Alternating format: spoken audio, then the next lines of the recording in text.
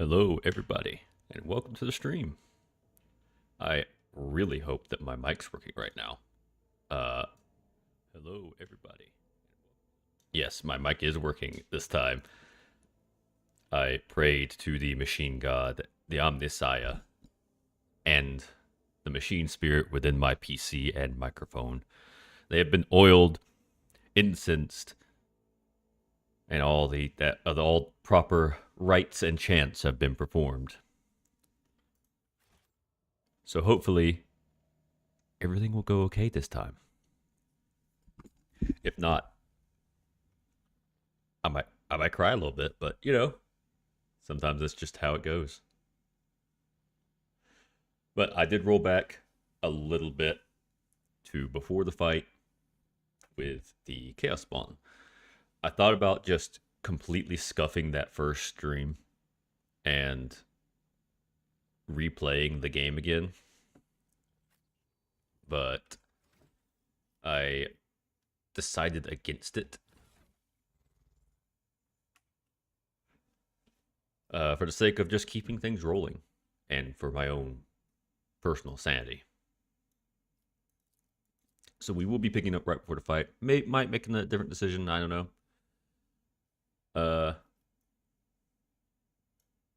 But yeah, I am. I'm ready to play this again because I was having fun, and I think I would have had to reload that last fight anyway because I was getting my butt absolutely kicked by the Chaos Spawn. Like he was making a mockery of me.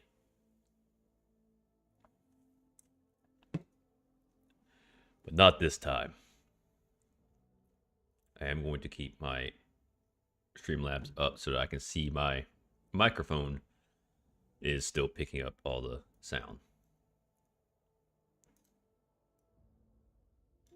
Also, I need to turn up all of the Rogue Trader and all of my other stuff. Because everything is very low at the moment. Because I have very sensitive ears. Okay, that should be good. This way I can still see Steam chat, or not Steam, Twitch chat. And we can keep track of what's going on. I do not like how the pistol is on the back. I wish I could remove that. Yes, I'm ready to actually properly get through this tutorial. Well, it's not so much a tutorial as a prologue, but it's still hitting me with a lot of tutorials, and there's probably going to be a few more.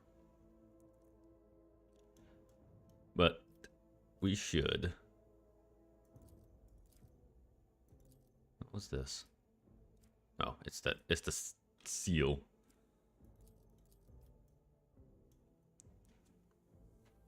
All right. Here's hoping for a non-scuff stream. Let's get to it. I believe that all my equipment should be good. There's my stub. There's my well-maintained stub. So let's unpause. Do a little bit of looting. There's a bunch of bridge officers around. Let us not dawdle. The first sacrifice. Open the eye. I'll keep watching this just to... The second sacrifice draws its gaze.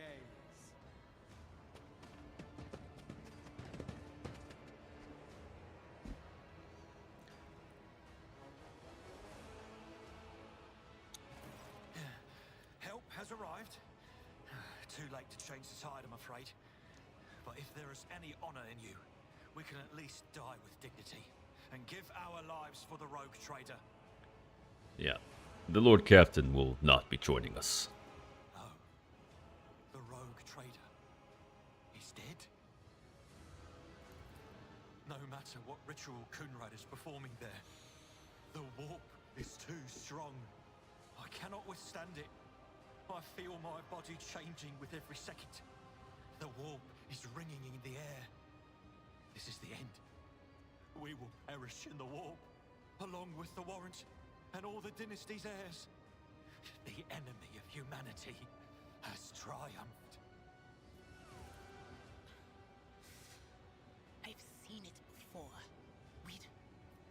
better get away from him.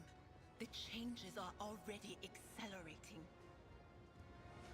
The ship can still be steered out of the warp, but we must first restore communication between the bridge and the navigator's sanctum. Then we have no right to bow our heads.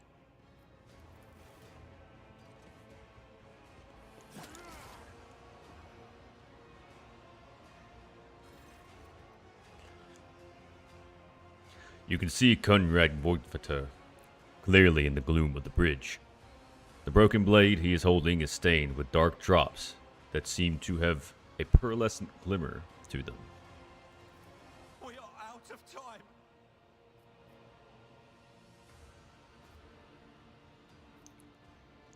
Fuck it, we're drawing our. I was gonna say things, something to Elithar, but we're gonna go. We're doing it.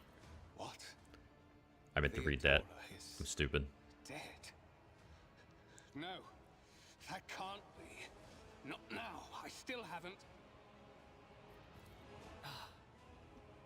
The ritual will not be completed. That would have been a badass line if I could just I'll take read care of it. it. And you Is there? see to it that the void ship breaks free from the warp. Watch over our realm. And farewell. I suppose the Elithar didn't have one either, so that confirms if they don't have a picture, they're not important enough to stay alive. Edelthrad, don't! Your ritual won't be finished, heretic!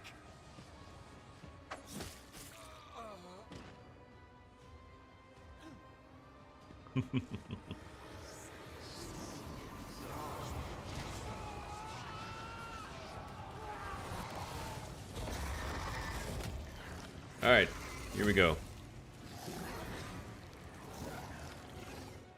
Let's hope that we can deal with this a little bit more smoothly than last time. Your emperor won't save you. So let's put her over here behind the full cover. A bunch of guys all around. I want to try my best to hit them hard.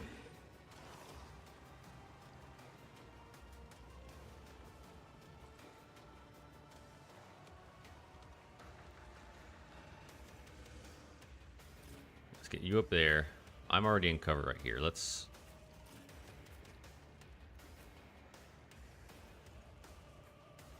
I don't need to be in cover. I need to be in full view of my men. Yeah, I know about stasis.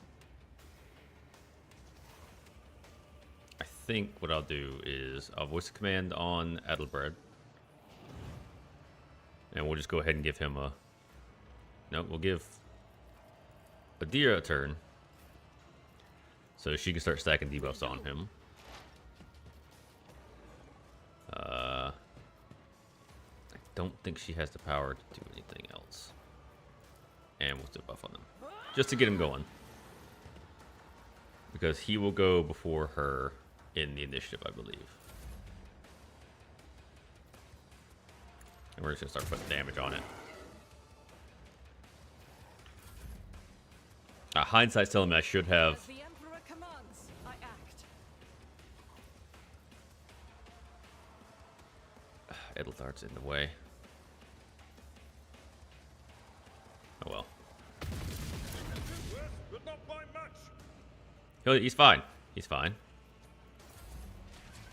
Okay, so now it's moved up. And now we've got our momentum. My ears are ringing. My faith strengthens me. It will be done. Victory is imminent. And let's go ahead. So he gains...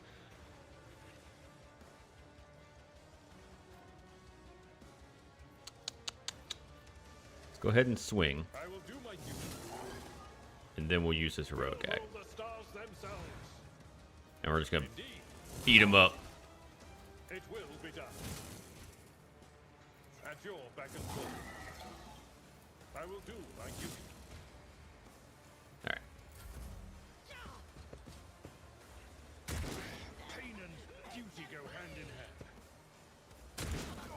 this guy needs to survive because he's a monster.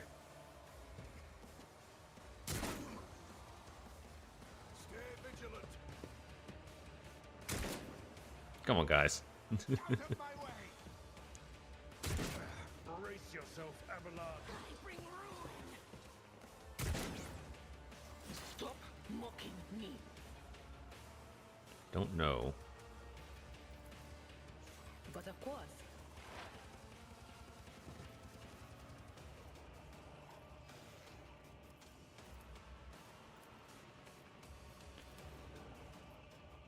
I think they're out of range.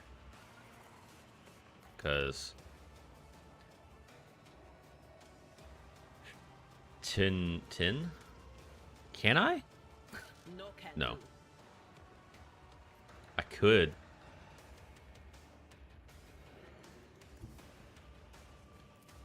That is not my destiny. No line of sight. Okay, so we're gonna leave it at that.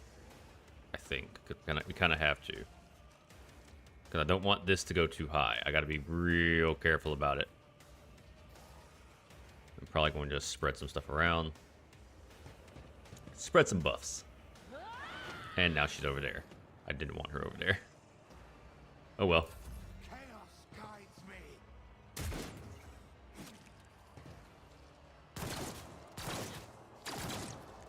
There you go. Get him, boy.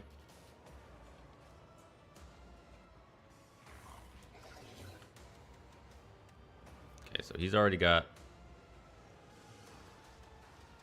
Right? I can't use on him again. Won't compromise my principles. Alright, so we'll put it on Argenta. Who, if not me?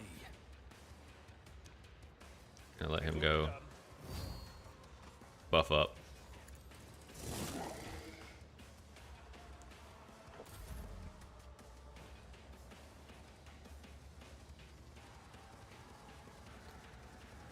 I don't want to get too close to it because it's got pretty good range. I can't hit shit either. I want to position Argenta a little bit better.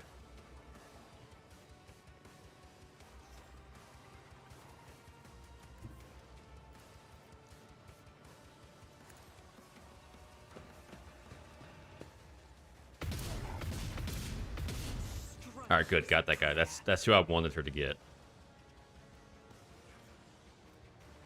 All right. Ooh, no. Don't want to get out of that bomb, fella. All right. So we're back on Edel.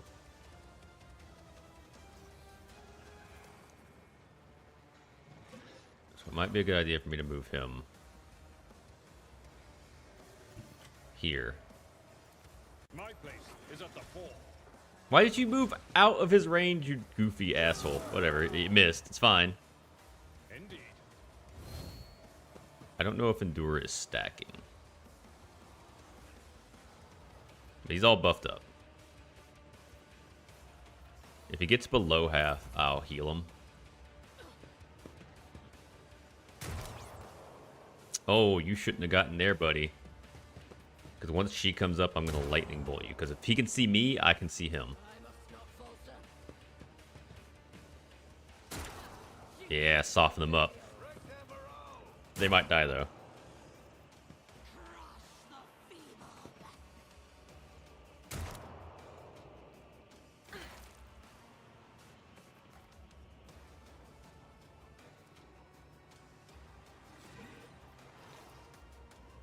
I'm not so sure. That's a load of crap. Not this Scryer's job. Aw. There, I'm be real with you. That you kind of suck about that. All right, we'll keep stacking. They who discern the future own the battlefield.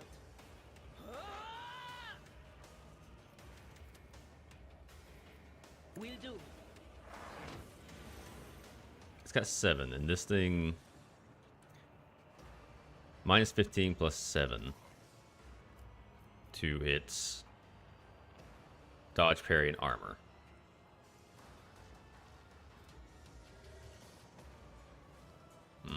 Doesn't have any deflection. So I need to be...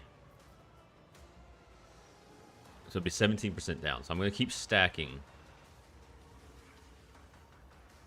for a little while. Because this is still helping so long as I don't hit him.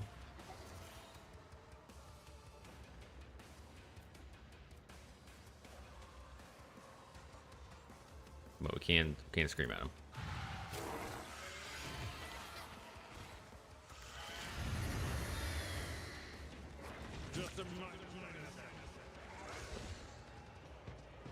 Yeah. Abelard's doing great. Alright, you're done.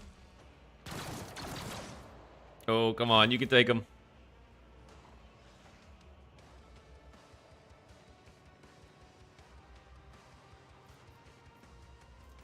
Can I give you... No.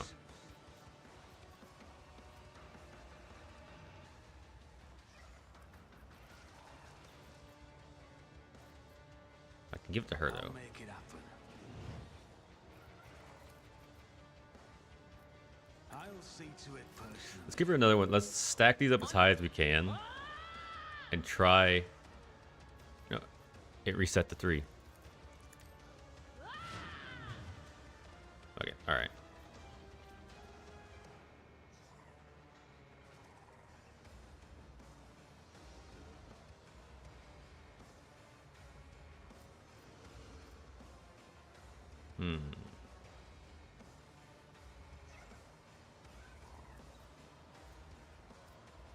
Dismantling attack. Second weapon. Okay, so I can do this.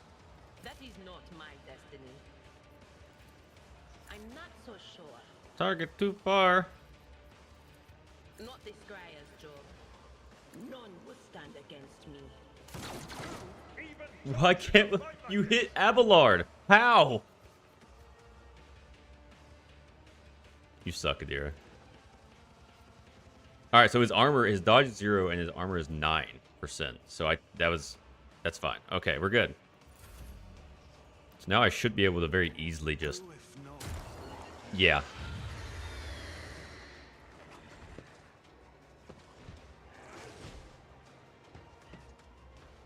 I think we start messing them up now. Cleanses the body. Just... So anyway, Argenta started blasting. Abelard's doing... See, we're doing way better this time.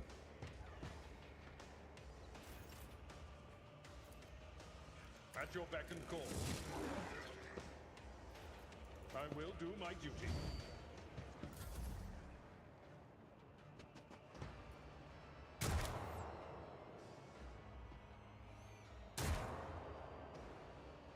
Follow my lead.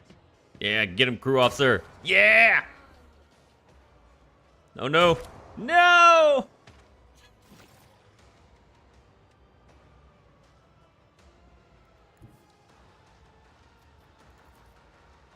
Cover me.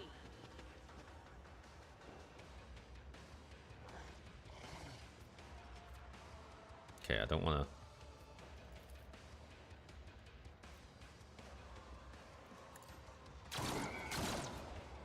We do as much damage as we can to him. Abelard still got all the buffs they need. Buff herself up with that. Was that you? Or Don't think I can give this to him again. I can. So even if this doesn't work...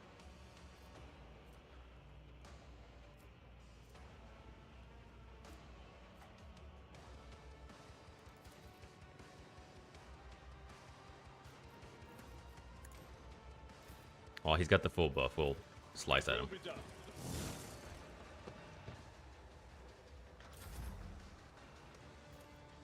And then I'll finish him. No, I'll miss because I suck. Ah! Come on, Argenta. You've only got 2 shots. Can we reload and have enough? As the Emperor commands, I act. Okay, no. I don't have enough to... This is unacceptable. Oh, come on, guys. It's really going to let him get off another hit. He's going to miss everything, though. That works. Come on, Abelard. There we go.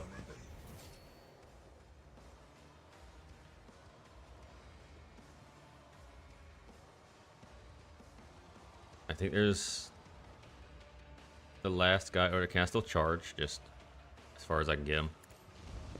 Yes. Victory is imminent. So this is the last one.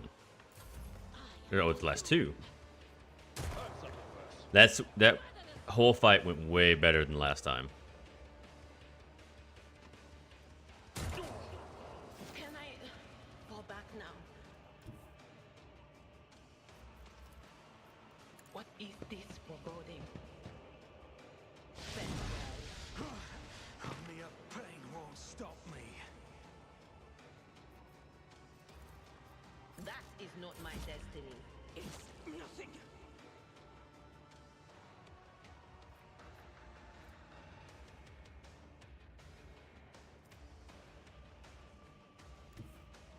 Get you right here. We're gonna try and. In battle.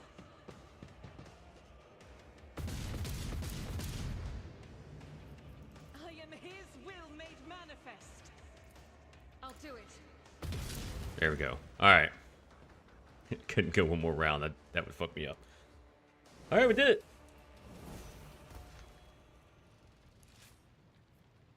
We leveled up. So that means we get to choose a characteristic. I think we want our fellowship to go high. That's our primary stat. And then we get another one.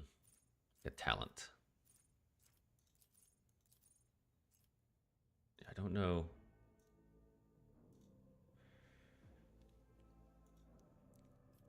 I don't know what's a good talent to take. See, recommended ones. Common talents.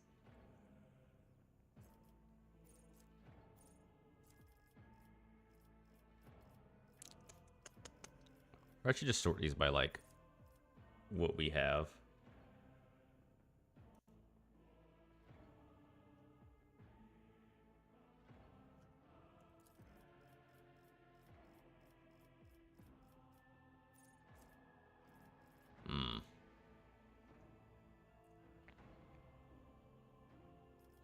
We immediately we're getting a fellowship. Ooh, what else?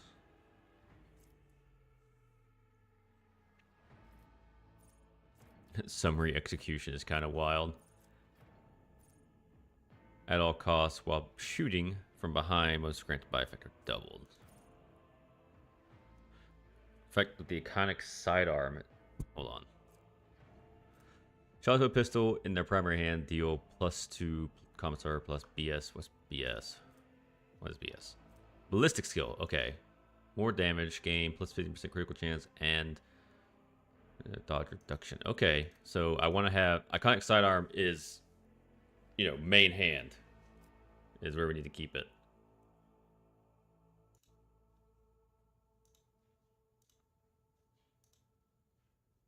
Gotcha. All right. But this will let us do it in either hand. I don't know if I want to do that. While Commissar is adjacent to an enemy, their allies gain +3 resolve. If there are no creatures within 2-step radius, the Commissar gains +3 resolve. So that's nice.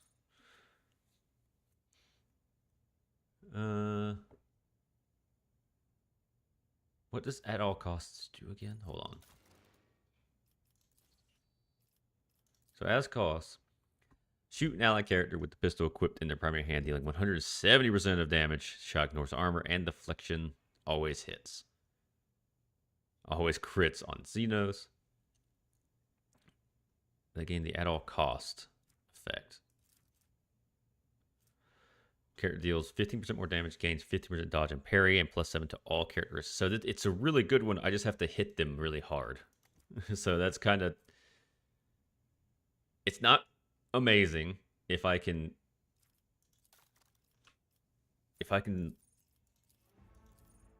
knock that one down. If no character in the current party has the same archetype as this character, the first archetype ability used, that doesn't matter that much. Imperial War characters gain +10 critical hit chance, +10% armor, Xenos or demonic creatures. Half the bonuses of No Heresy. So that, 5% hit chance against Xenos and demons. However, Imperial World Clerk characters 0. Alright. Affected by an ally's non-damaging ability or affects an ally with such ability, their resolve is increased by 2. Okay. Excluding Xenos in their current party game +5 the same characteristic as the chosen humanity's finest. Okay, so this is the at all costs ability. So, and then kill. So if I hit them with it, and then kills an enemy while under the effect, they regain the wound. 30% of the wounds lost to at all costs as temporary wounds. Okay, that's not as good. If they regained the wounds flat out, that'd be great.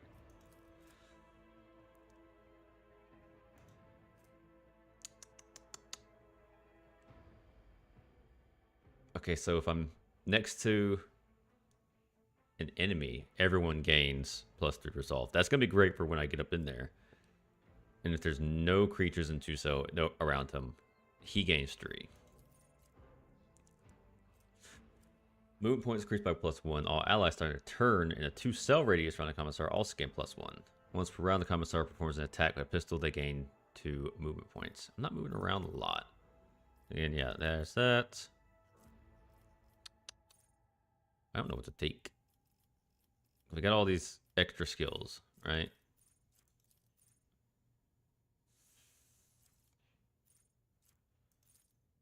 Bonus to parry. Instant retribution. Blocks. Immediately use shield bash. Okay, so that's not for me.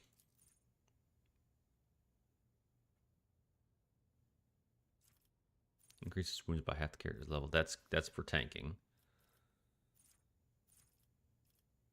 Power weapon, Prometheum. Some of these names are pretty obvious about what they do.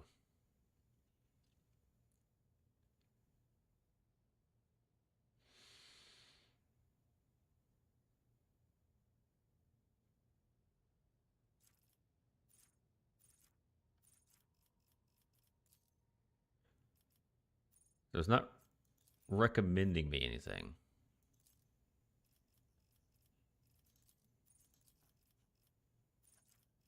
I'll be honest, I don't know what to pick. So this is all Imperial World stuff. This is, I assume, Commissar stuff. Yes.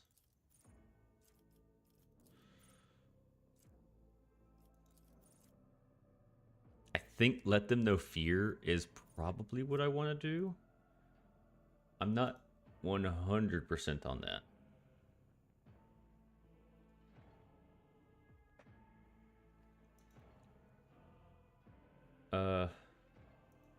Because this feels good, but also because I think Resolve is going to be good for getting the momentum going. Because +3 when he's just, if I get up in there, I think I'm going to go with Let Them Know Fear. Maybe? Because I don't think I'm going to use at all. As much as I think that's a fun, like, and very flavorful thing to use at all costs to shoot my own guys, I don't think my guys are tanky enough at this point to really take advantage of it. Because it ignores their armor, and we don't have enough wounds for me to be doing that. Especially when, unless I, because Iconic Sidearm deals a lot of damage. Maybe, if I swap to the other pistol and it doesn't do as much damage because it's not getting Iconic Sidearm bonuses.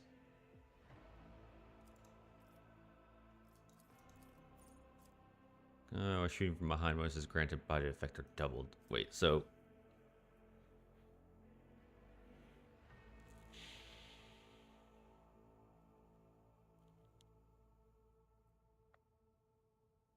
Commissar's coercion. It'd be nicer if the coercion was lower. Because it's just direct damage. So it's dealing 100 and so whatever percent more, which I think at this point is 120, 150. I don't remember. And at all costs, give them Commissar's ballistics bonus times their. That's pretty fucking huge. Hold on, does it say?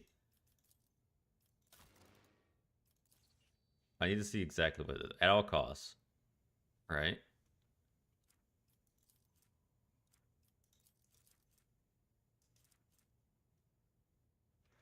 So our ballistic skill, which is 35, times our fellowship,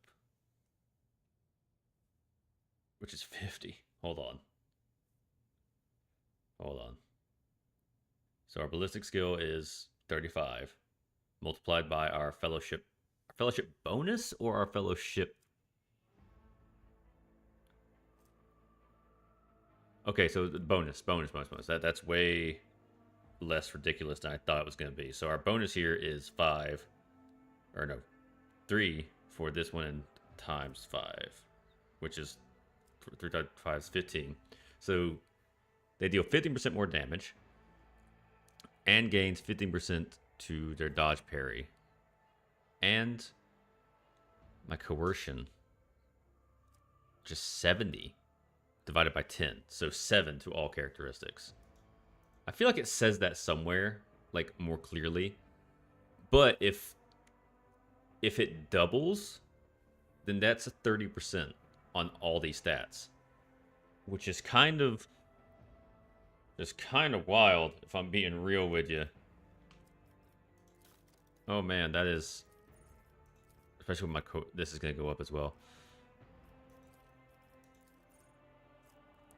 Regaining the temporary wound is nice. Summary execution doubled. But I need to make sure I'm using a really weak pistol to do that. Because if I don't, then that's going to fuck me up pretty bad.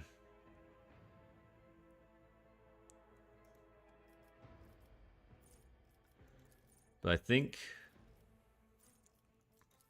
the most obvious one to do is let them know fear.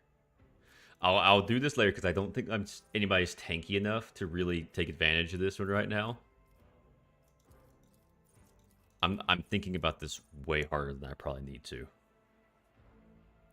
I think I'm gonna go with this because having more resolve lets us use our ultimates more, which is great.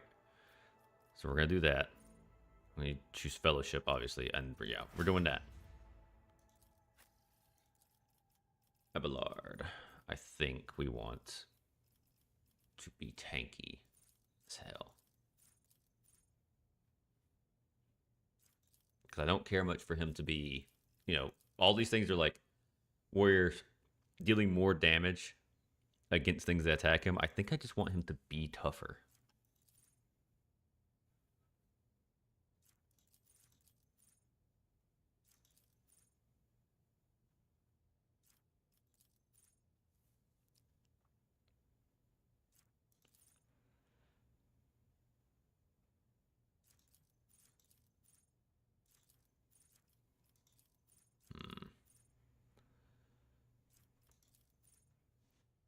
I'm going to build him up to be very tanky.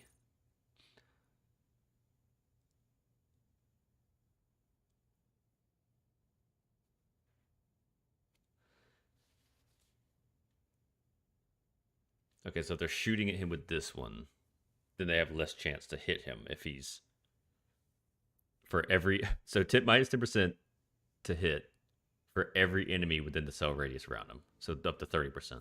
Okay. So that just makes him harder to hit, so nobody's poking at him.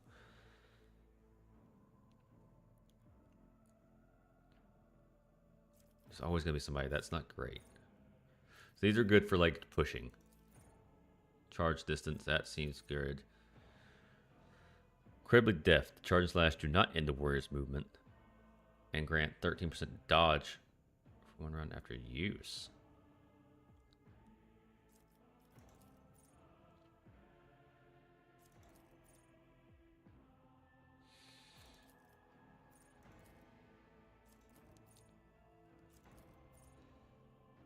By an ally's non-damage ability affects out. Ability. The resolve is increased by 1 for 1 round. So this right here. All right. So when Imperial World character is affected by an ally's non-damage ability, that means that I can start buffing Abelard with the Commissar, with my character, with Worgen, because increased by 1 for 1 round. So I wonder. It doesn't say it doesn't stack. It doesn't say that it stacks, but it also doesn't say that it doesn't stack.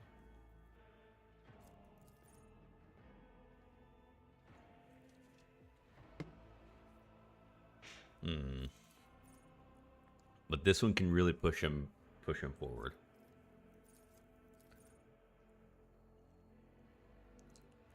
Oh, he's a Navy officer too.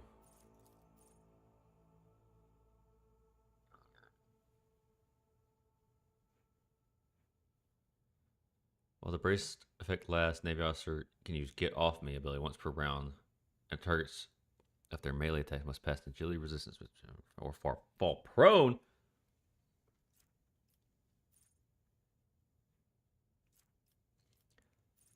Braced. Okay, so that adds to their deflection. Can't be overpenetrated. Hold on, what? Character gains immunity to forced movement effects and cannot be overpenetrated. That's cool. All right. So if I'm braced, he can just get off me once per round. And the targets of their melee attacks must pass. So I have a chance to make them prone. And prone to parry and dodge. I think this is really good. This feels good because prone was, if I remember when I got my butt absolutely beat that last time, I was prone and they were just smashing me into the ground. So I think that this is good. So I can use it once per round. Yeah, I can use it once per round. And if I use that with the with his ultimate to attack multiple times per round. I wonder if this lasts until pushes in. Or as it get up and then pushes enemies in a 2-cell radius away 2 cells. So we can get them away from me, which is nice. Okay.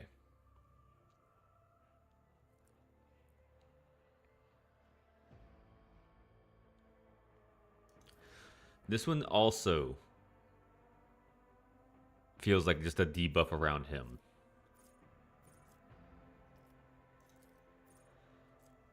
Allows the brace effect or attack or affected by the Navy officers other than non-attacking archetype. Achilles. Navy officer and their allies with the brace effect do not provoke. So braced, I can apply. Character gains +2 deflection for each archetype chosen by the Navy officer. So the character gains immunity force. Okay, so this is, I can put this on people. Oh, there's a lot of good stuff here that I want. 6 wounds. This feels nice too.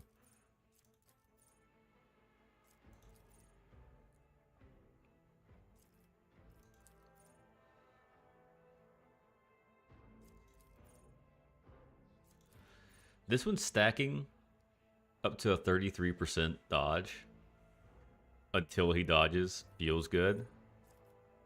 Because it makes him harder and harder when he is hit. Oh, the parry cost, though.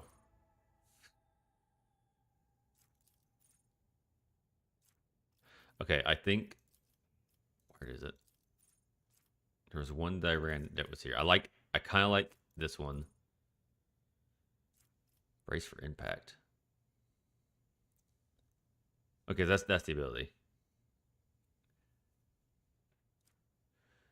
All allies affected by brace for impact gain an extra turn with 0 AP and through movement to increase their cover efficiency. So this helps them get into cover. Targets can only use movement abilities, heroic acts, and desperate measures during their extra turn. Okay, so they can't attack, but they can get them away.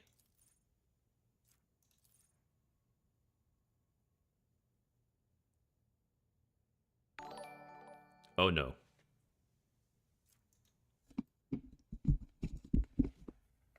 Oh no. I'm being raided.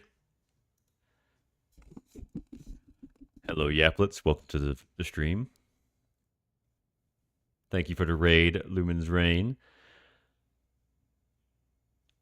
What do you mean, oh no? But yes, thank you for the raid, Lumens. I appreciate it a lot. Hi everybody, if you don't know me already, I'm Viking Sasquatch. I play video games. Sometimes I talk about lore and paint minifigures for Warhammer and Dungeons & Dragons. And make a lot of really bad jokes. Welcome to the stream. I hope you guys are having a wonderful day, and Lumen's had also a wonderful, wonderful stream.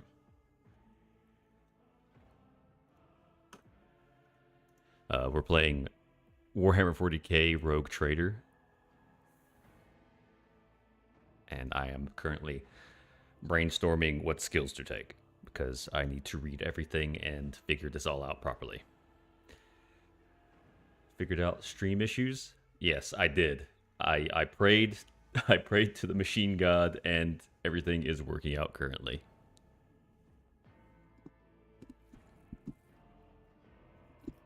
So how'd the end of your stream go? Did you make any good progress after I left? I'm gonna go with that one. Alright, buffs his toughness. What? She died? Oh my god. That's very abrupt. She died. Oh crap, I don't know what to do with this one. We just met Firefly and we loved her. And now she's gone.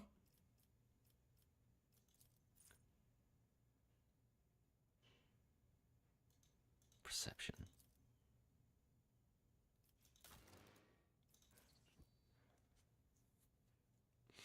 Deadly tire, but it went well. Well, if you need to raid and run, you go ahead and do that. Get yourself some rest. I know that you get real tired, and I know you didn't. You were talking about being tired during stream, but I still really do appreciate you coming in and raiding me. All right, bye, Lumen. You get some good rest. What a fan base. Love, hate her. She's so beautiful. It's so short-lived. The bright, you know what they say, Alan. The brightest flames burn out quicker.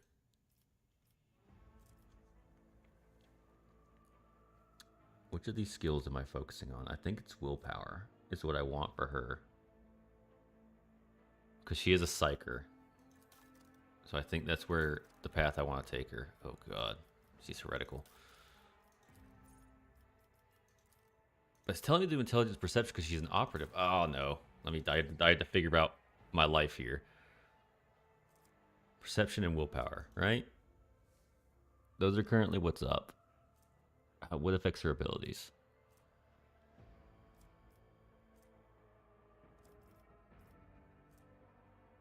Okay.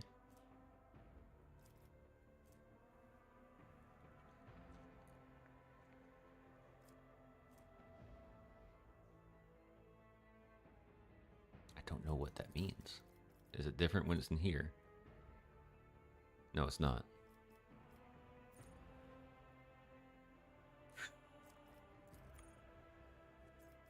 So it looked like they bumped her skills up with awareness.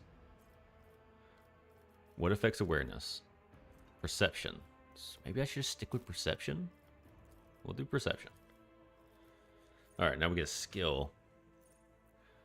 Psyker uses divination's psychic power on an ally without an unnatural luck effect. The ally gains a natural luck. Ally suffers a critical hit, becomes a normal hit instead. Oh, that's nice. Keeps me from getting crit. Applied by the psyker gain additional. Okay, so she can buff and debuff. I don't know if I want to put her just like purely on debuffing.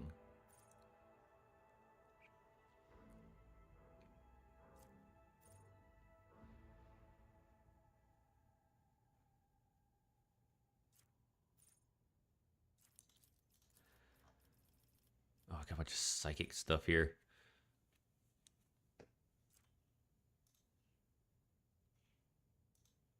What an absolute mess. All right.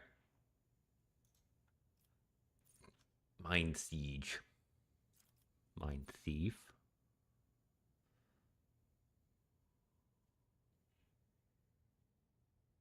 Perception. Pain Channeling. Sucker kills an enemy with a psychic power, dealing more damage than the target's wound. Excess damage will be dealt to the enemy closest to the target. I don't think I want to do that. Because I'm not setting her up to kill.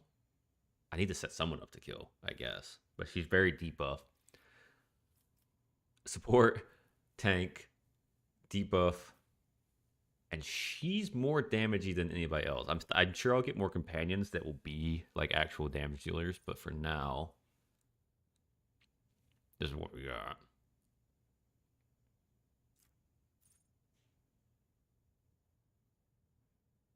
Six use of a psychic power by the psyker.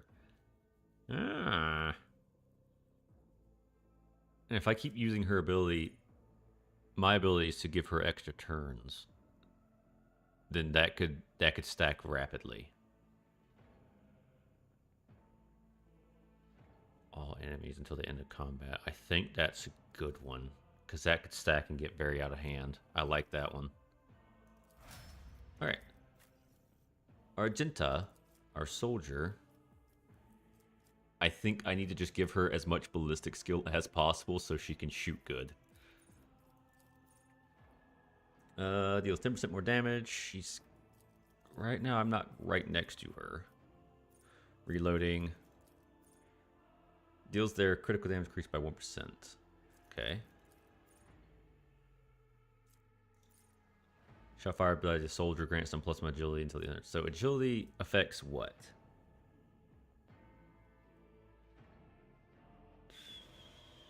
Initiative dodge chance. Use the melee weapon, their dodge reduction is equal to half their agility. Also affects demolitions. Okay, that doesn't help me a whole lot.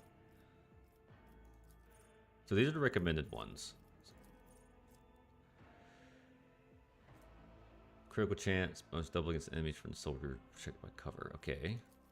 Rapid reload might be nice, just so I can reload her, because she's going to be firing off rounds pretty rapidly.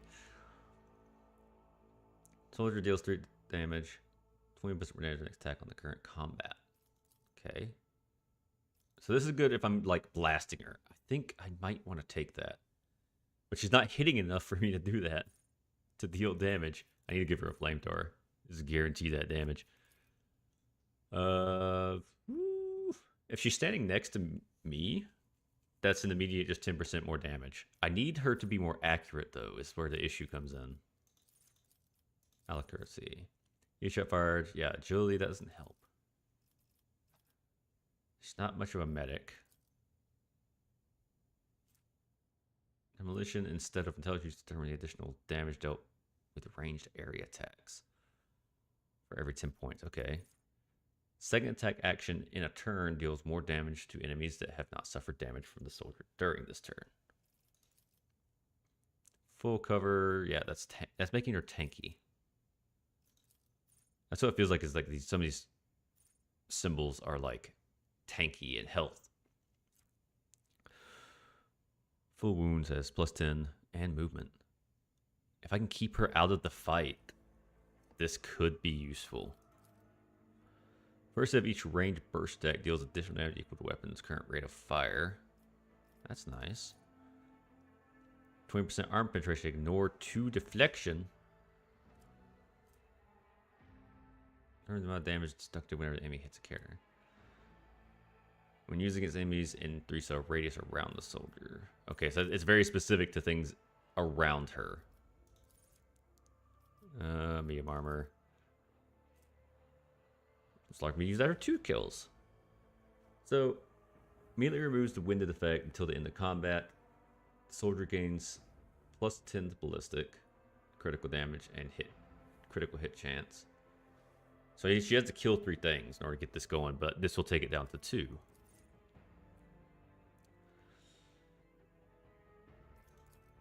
Soldier successfully dodges or uses cover against the enemy. They gain guaranteed critical hit against that enemy. So she's wanting to be in cover. She wants to spread out damage and be in cover is what it feels like she's built to do.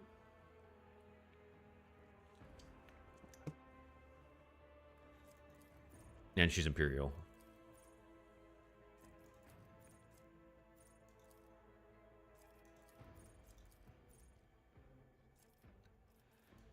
Oh, and these are her specific stuff. because she's a priest. If I could... Litany of Hatred. Uses War Hymn. Yeah, that's the ability that gives her the Zeal stacks.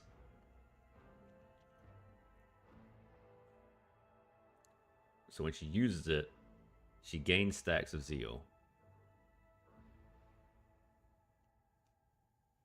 Hold on. So Zeal. Alright. Furious Recital. Which one do I have? I've got Revel and Slaughter. That's different. I've got one of these. I think I have War Hymn. Which what that does is gives me more momentum. So she has a higher chance of going nuts. Does not provoke attacks of opportunity. Well, what's the difference between these two? War Hymn. Once per combat. Okay. So if she uses either one of these, doesn't matter. For 1 round, the priests themselves and their allies in a 5 sub radius deal +0. What? Okay, so this is the number of stacks that she has. Multiplied by the number of divided by 2.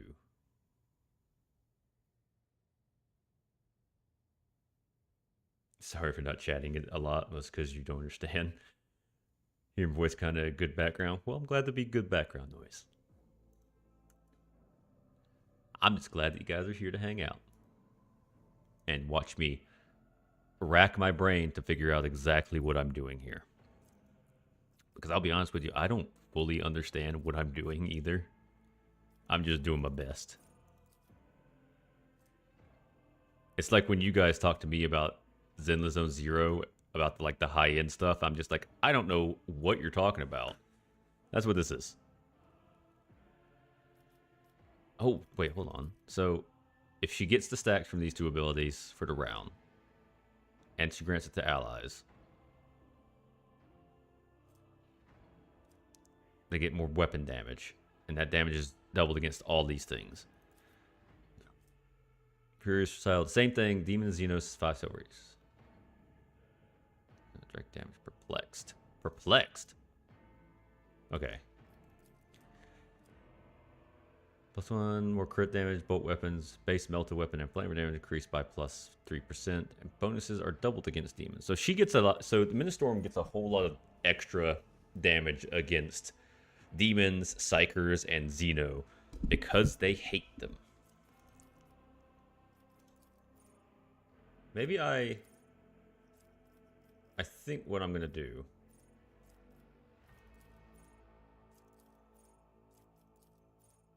is I'm going to buff her up to do area damage. If I get her a flamethrower, it'll be great. If there's a flamethrower. There's got to be a flamer. The flamer, brother. Let's not waste time with pleasantries. We're not going to loot. Oh, yeah, there we go. Gloves of Endurance. When the wearer of these gloves suffers an injury or falls unconscious in combat, their allies gain a +1 bonus to damage until the end of combat. Okay. Mantle of Heroism. Requires Arcana cast. Each heroic act used in battle increases the wearer's dodge by 20%. I think that'll be great for Abelard. And a Blade Shard. We're going to take all that. Abelard, I believe, is an Iconoclast, right? Can he have it? He can. That's perfect for him. Oh, look how stylish that is. That's a nice cape. Wait, can I? Hold on. I don't think... Where'd it go? Heroic act used in battle increases. So I can... Max 60%. Does it require to be a follower that can only wear this? I mean, I can wear it.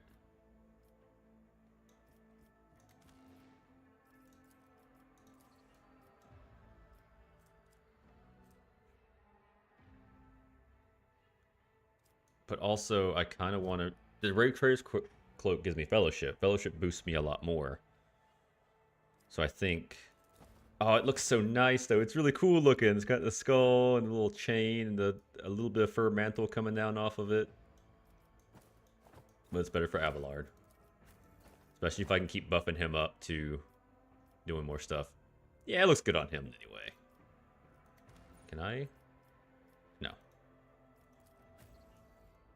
And let's change ourselves back to the blue color so we match our cape. Neat. But the gloves suffers an injury or falls unconscious in combat. Their allies gain +1 bonus to damage until the end of combat. I don't know who I should give that to because that's... I think I'll put that on Abelard because if he does go down, we're going to need the extra damage. Because I've already got the gloves for tech use and stuff to help me out. Okay. That makes sense to me. No idea what I'm talking about. Did none of these other cultists drop anything? Or did they all get pulped so heavily that I can't even get anything off of them? Oh, whatever, that's fine. Yep. Where are we meant to go? Your seneschal is always there for you. I always keep my options open. Unless he went over here. That guy got away, so I don't know where he's gone. I assume we need to go up here to try and get the ship moving again. Yeah. Rivor, Master Helmsman, systems status report. By the Emperor, it's the Seneschal, living and breathing. Well, there's a tricky question. The old place is so overgrown with foul wickedry, we'll be scrubbing it off the vid screens for throne knows how long. We need to re-establish contact with the Navigator's Sanctum. It is our only chance of escaping from the warp.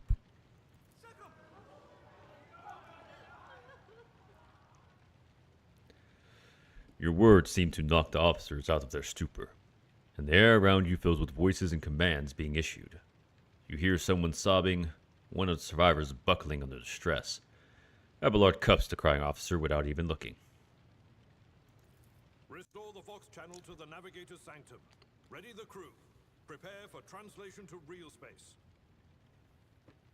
You may call me superstitious, but translation is not a good time to disregard rules. You are the only one who speaks for House von Valancius. You may not be the Lord Captain, but you, more than anyone else, deserve to take her place in the ritual that is about to commence. He directs your attention upward to the throne that sits at the apex of the tall staircase. I am ready. Or how did you people survive in here? Must have been Providence. It better have been the Emperor's, not someone else's. When they barged in here, the ones with the Master Whispers, some officers charged them, but it wasn't even a fight. I grabbed whoever I could and dragged them behind the cogitators. Then, I prayed for our rescue. What must I do? Take the Lord Captain's seat. Order the final preparations. Wait for the officers to report and... blast it all to the void! Translation is a craft, not something to be explained in a tick. Just go up to the throne, Master. These people are about to do the impossible. The least they deserve is the solace of seeing a figure sitting in the usual spot. Please, hurry. Every second we waste is a terrible risk. Then I am ready. Begin the ritual.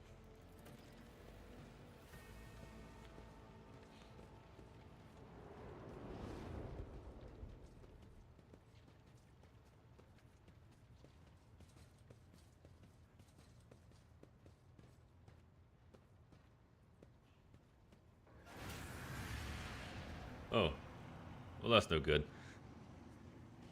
The image before you is hazy, weighing in sorcerer's currents, invisible to mortal eyes, as if whatever is beneath this thin shell is constantly changing while still remaining the same.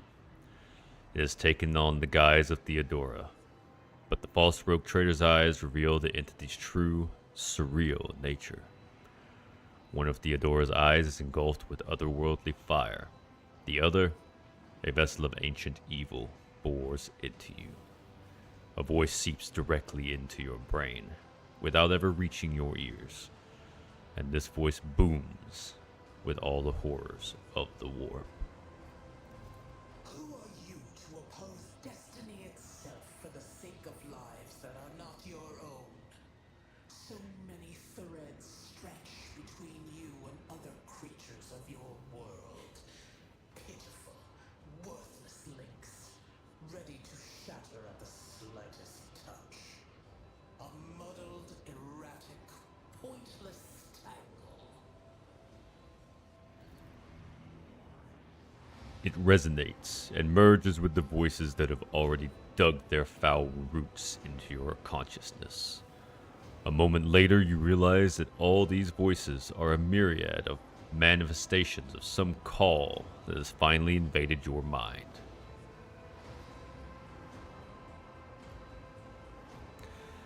I'm saving my people. Do your worst, but you cannot stop me.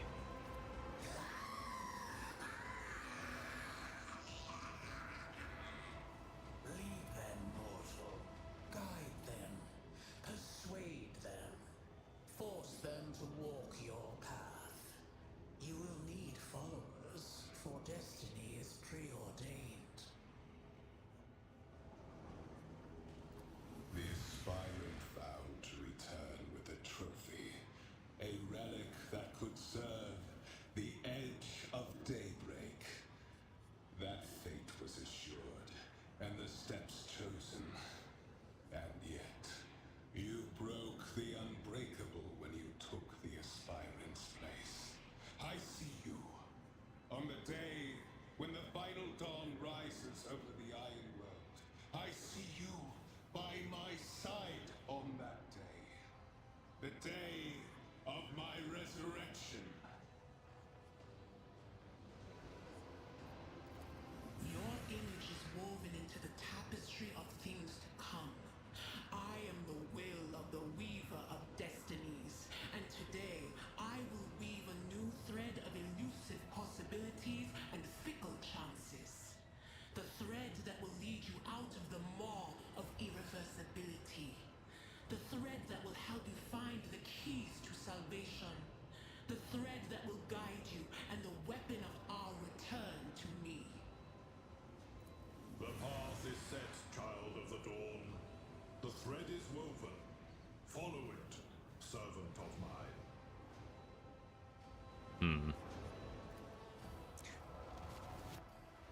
Seneschal, the navigator's sanctum is silent. The Vox signaler's stable, which means... The navigator gave his life battling the storm that nearly claimed the Von Valancius flagship. We will honor his memory, along with that of all who died this day. Yeah, so I'm not sure what kind of demon is trying to persuade me or wiggled its way into my brain. But, gotta do something about that. Seneschal, will you tell us now? Who is that? Where's the Lord Captain? As First Officer, it is my duty to inform you with the greatest regret and indelible sorrow that Lord Captain Theodora von Valancius is dead. May her memory never fade from the annals of the dynasty. By right of blood succession, and with the absence of other kin who could challenge this decision,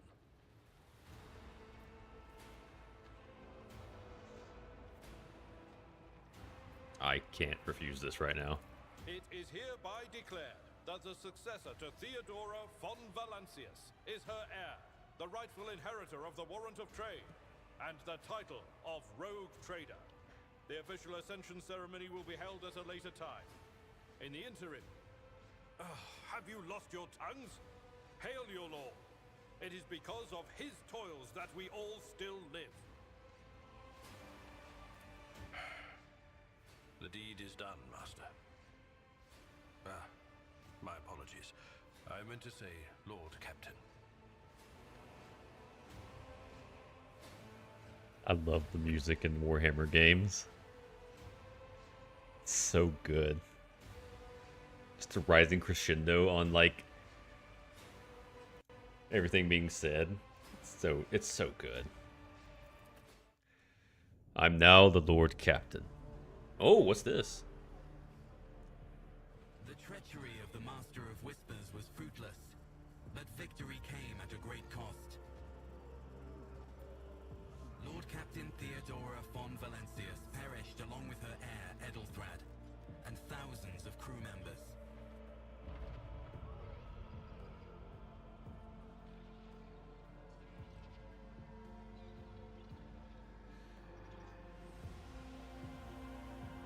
Yet hope remained, for the second in line to the rogue trader dynasty survived, and through the strength of his resolve, saved those who were counting on him for protection.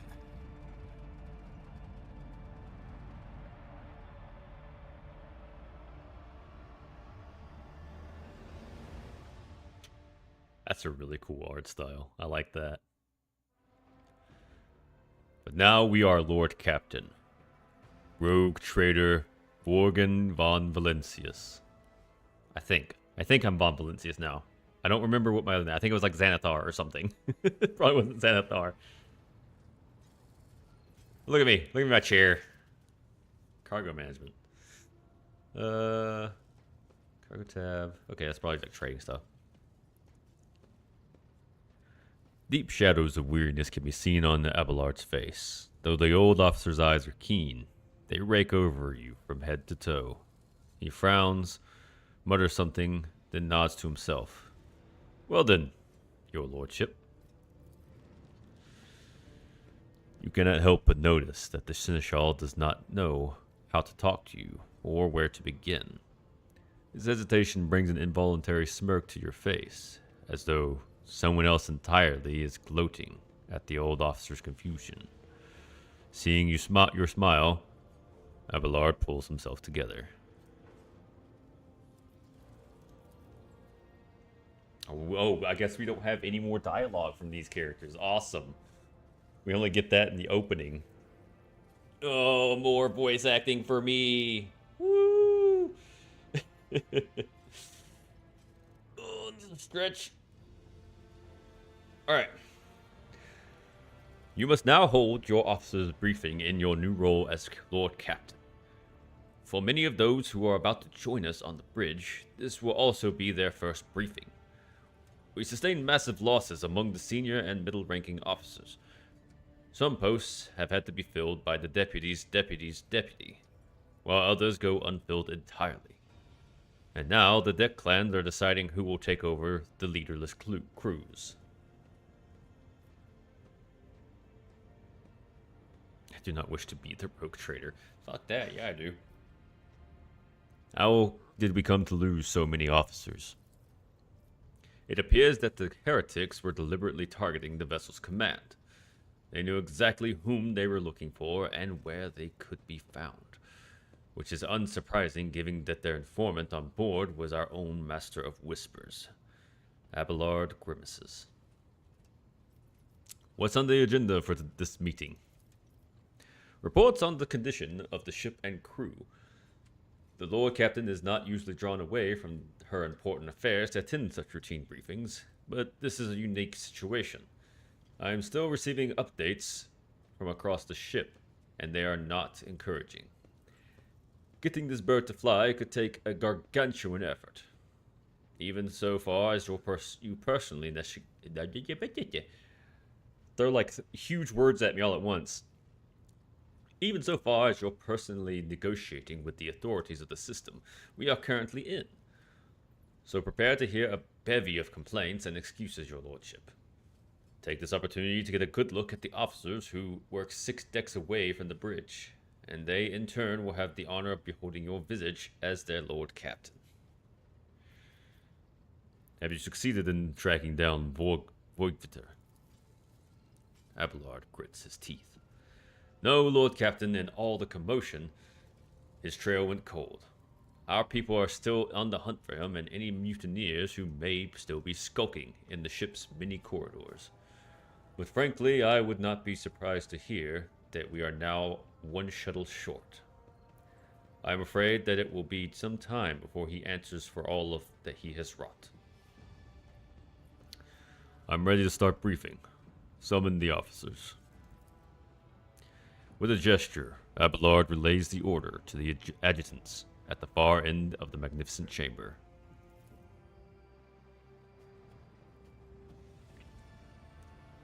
Look at this group. A dozen pairs of eyes bore into you, the expressions revealing restraint, joy, curiosity, and wariness. Attention, officers! You have been granted an honor. Lord Captain Borgen von Valencius, so I am a von Valencius now, will personally conduct today's briefing. Our most gracious Lord Captain is ready to hear your reports. Yawn.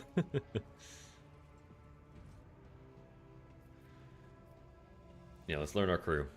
Perhaps you would introduce those present, Abelard. As you wish, your lordship. Abelard points to the tall, slender woman, whose body seems to contain as many implants as it does flesh.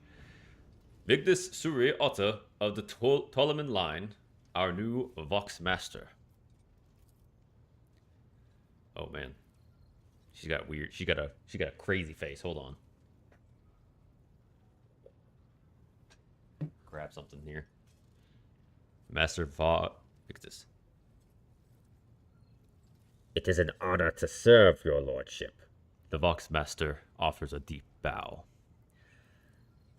Aboard this vessel, you will have your command thousands of crew members and hundreds of officers and section chiefs.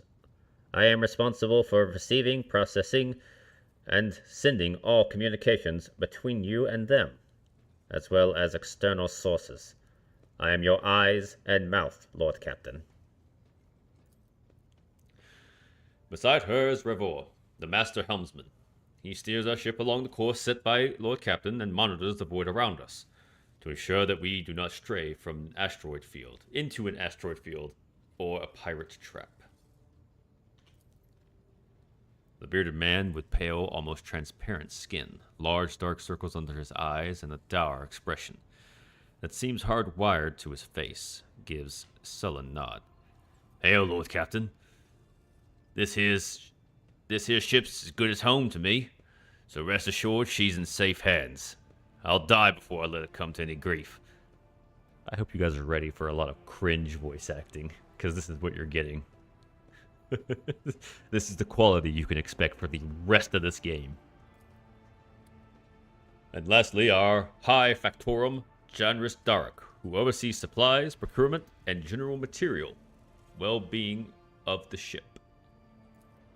Oh, look at his fat look. I should have been doing these. Look at those chubby fingers.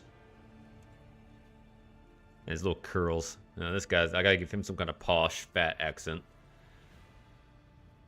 Dressed in an embroidered jacket, the heavy-set man with oiled hair offers an obstentious smile and bows.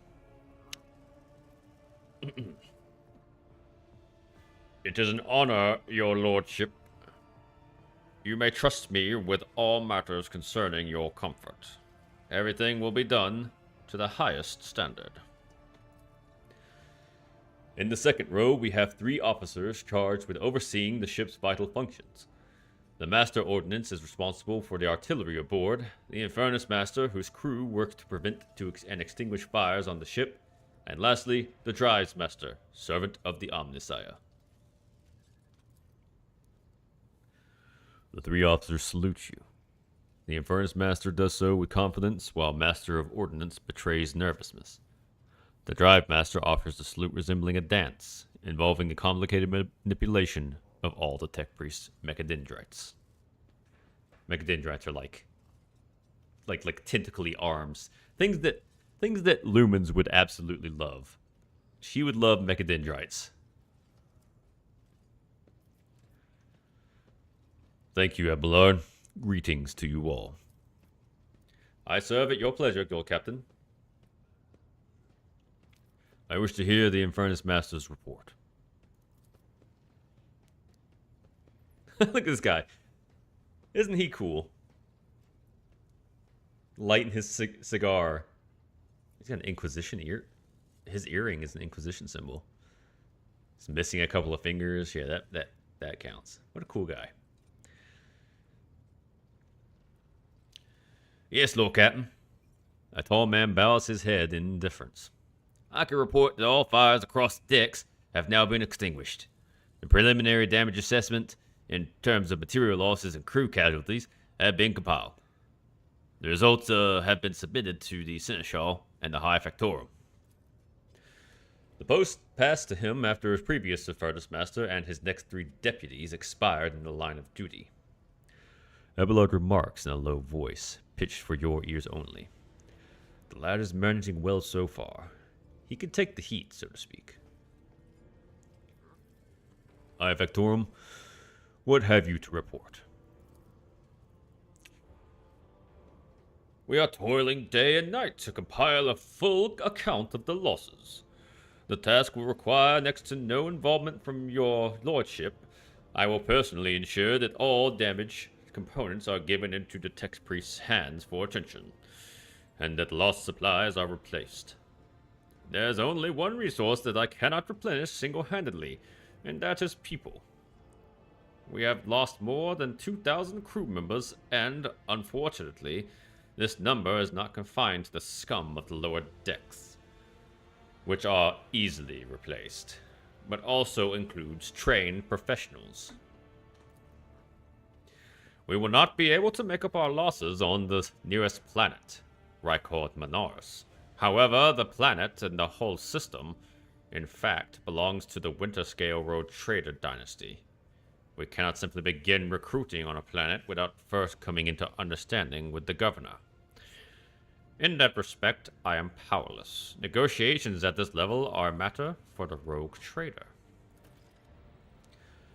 Especially true given Caligos Winterscale's penchant for attacking first and asking questions later, and the kind of thick-skulled thugs he usually installs as governors on his planet, rumbles Abelard, frowning. Master, I will hear from you now. Zira Talar. A voice distorted by a Vox translator emerges from under the tech priest's scarlet hood. Okay, I know tech priests have a very specific voice. I'm going to try my best to emulate. Lord Captain, the foes that set upon the noble void ship destroyed the repositories of hundreds of machine spirits. The great warp engine entrusted into my charge is unharmed, thank the Omnisire. But this spirit mourns its dead brethren. We have not yet identified a prayer protocol capable of assuaging its sorrow and anger. Rebooting. Sorrow and anger. With great sorrow, I must also report that the Ingeseer Prime, Overseer and spiritual authority of all tech priests on board, fell in battle. The Magos was betrayed by the little flesh that remained part of him. A most terrible loss. There is no one among my comrades aboard whose experience and comprehension of the sacred protocols equals that of the fallen Magos. We require a replacement, and as soon as possible.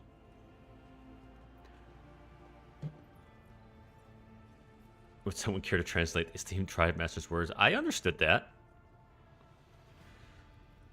The Engineer Prime had an organ failure and died to his wounds, I assume.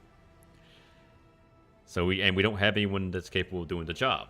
That made plenty of sense to me. I see. Thank you. The tech priest bows her head. Yes, it requires a new engineer may be found somewhere in the system. Master Helmsman, deliver your status report. Right you are, Lord Captain. To cut a long story short, the outlook is bleak. The ship's sound, more or less, but without our Engineer Prime and Navigator, who fell in battle, we have no way out of the system. If we try to set so much as toe inside the warp, I don't know what'll happen first. Our warp drive being torn to pieces, or all of us melting into the bulkheads. So that's the important thing about warp travel, is that like we're going into essentially space hell. So either our drive will explode because there's no engines here to keep it going, or we will be fused with the ship and demons will enter our ship because we don't have a navigator to see us straight through it.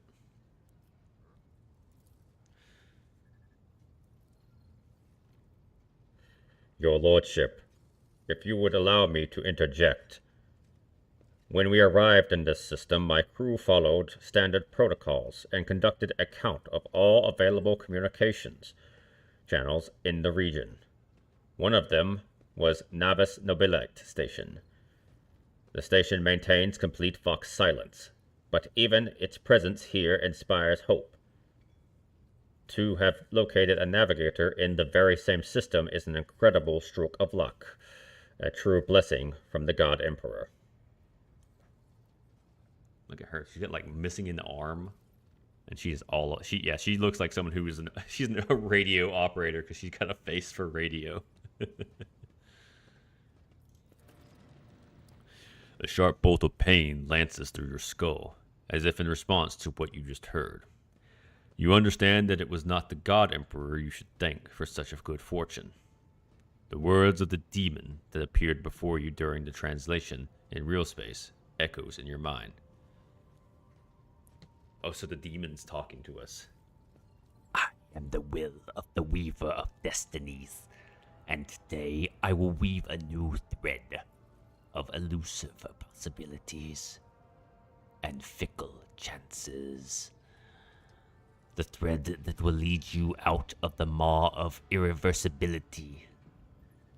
The thread that will help you find the keys to salvation.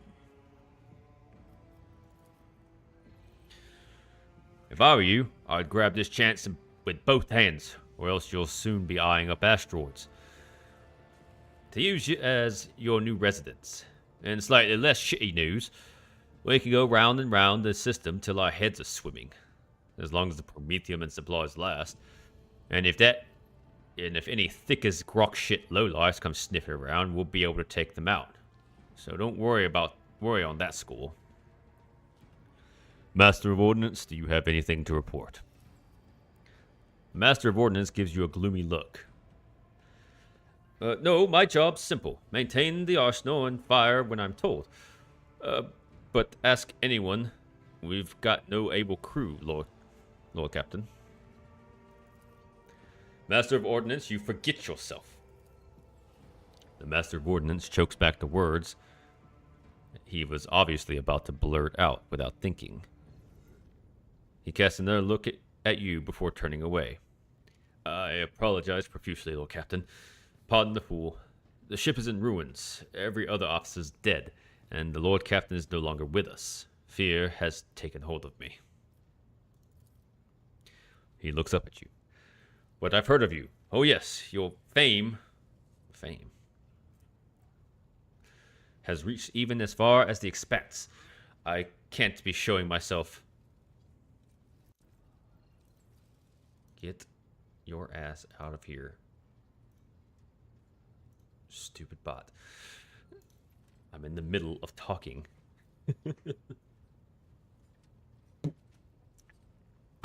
Oh. I cannot be showing myself up in front of an illustrious person such as yourself. He adjusts his uniform and stands ramrod straight. The Master of Ordnance can report that the rest of the arsenal has been saved and the battery is in good order. We are ready to fight, and if that is the Lord Captain's will. To summarize, we have sustained serious losses in crew members and require a new Engineer Prime and Navigator. This is all that is preventing us from continuing the voyage. Precisely, Lord Captain. But bear in mind that this will not be the end of our trials. The ship's systems must be properly inspected for major damage, which can only be carried out at Footfall Station, home to the only dockyard in the sector. But we will never reach Footfall without first solving these three immediate problems. What can you tell me about the system in which we currently find ourselves? I cede that to the Voxmaster at this point. Mistress Tolleman? We are in the Rykard star system, and our voyage here was undertaken on the orders of your lordship's predecessor. There are 3 inhabited bodies in this system, and our attempts to send Vox messages have produced confounding results. The Navis Nobilite station has not simply failed to answer, it seems to be maintaining total Vox silence.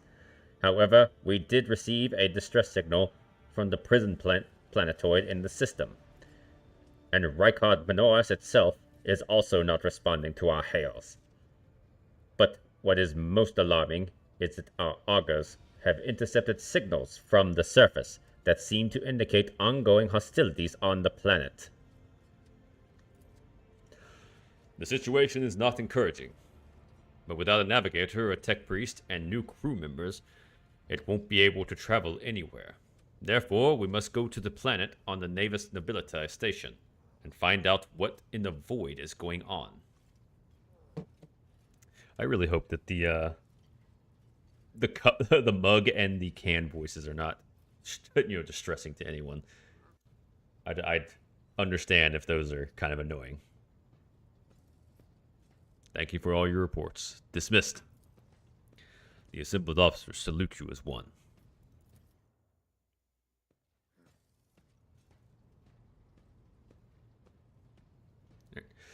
Your lordship, there is one other thing. A confidential matter of the utmost importance. Lady Theodora, Abelard hesitates. Your eternally esteemed predecessor brought the ship here to this system for a reason. She was given a secret commission. You perhaps are wondering who has the authority to commission a rogue trader to do anything. And I shall tell you. The Lord Inquisitor, the hand of the Emperor, the chief architect of his will in the Kronos Expanse.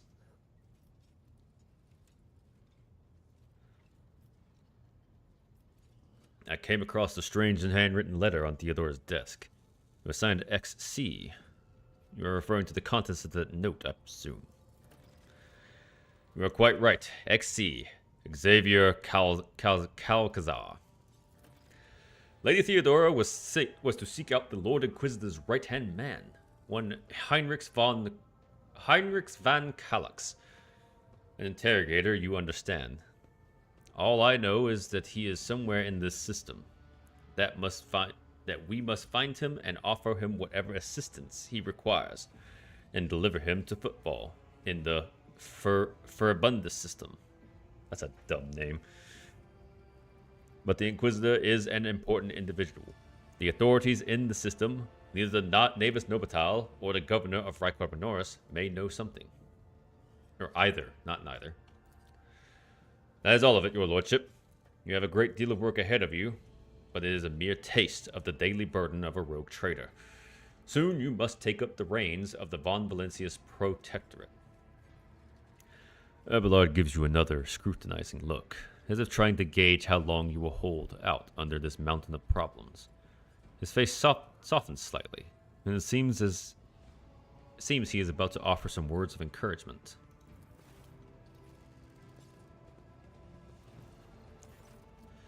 Adira, Sister Argenta, explain yourselves.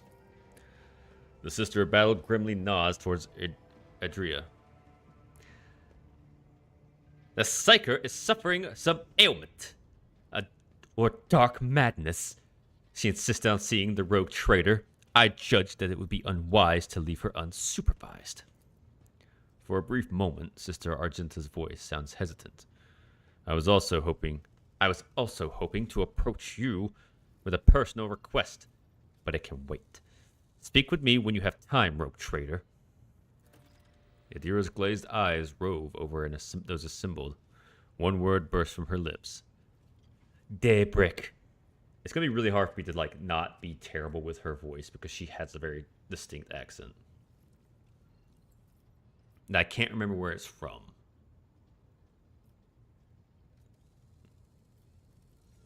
Abelard, bring the witch to heal.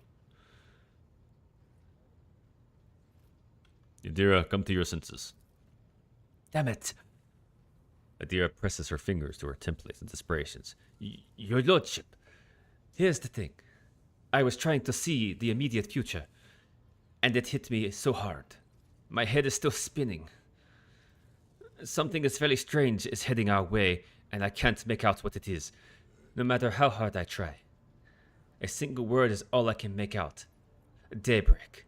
Or maybe it's dawn, and it's ringing and ringing like an echo, like a bell.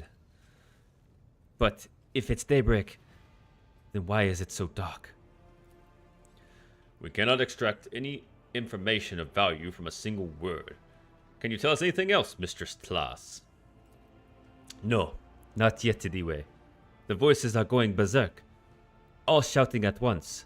I can't make sense of any of it. As soon as I know or sense anything, I will report it, alright? Lord Captain, if you want me to take a closer look into your future, find me on the bridge and we can talk. Lady Theodora was well served by my whispers on many occasions, and I am sure you would benefit from them as well. The Psyker's bitten lips stretch into a wry smile. If there's nothing else of value to report, I declare this briefing concluded. It is time to get to work.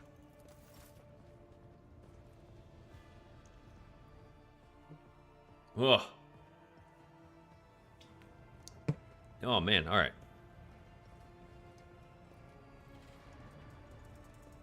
That's the Voxmaster. Oh man, alright, let's save our game. Ooh boy, alright. That was a lot. That was a lot of dialogue. And a lot of reading that we had to get through there. So I think now is a pretty good time for us to take a break.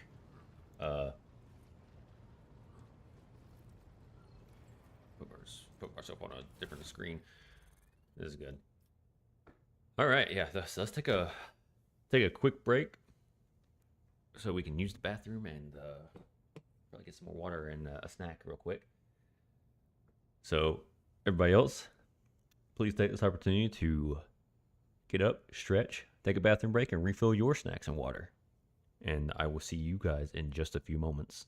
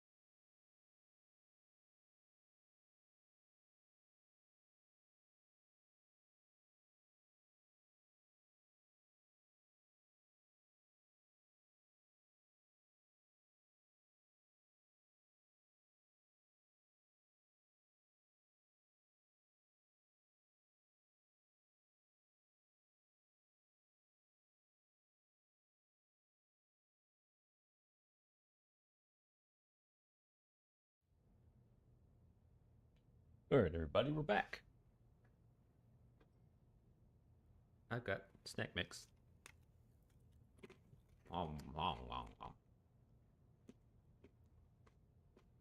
Make sure my microphone's still picking up. It is.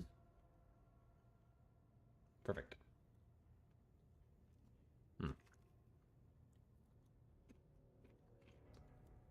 All right.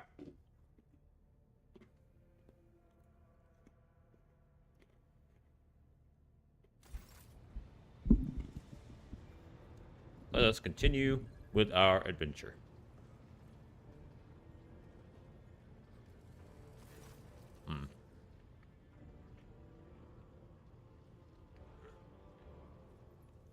Now I can do a bunch of stuff.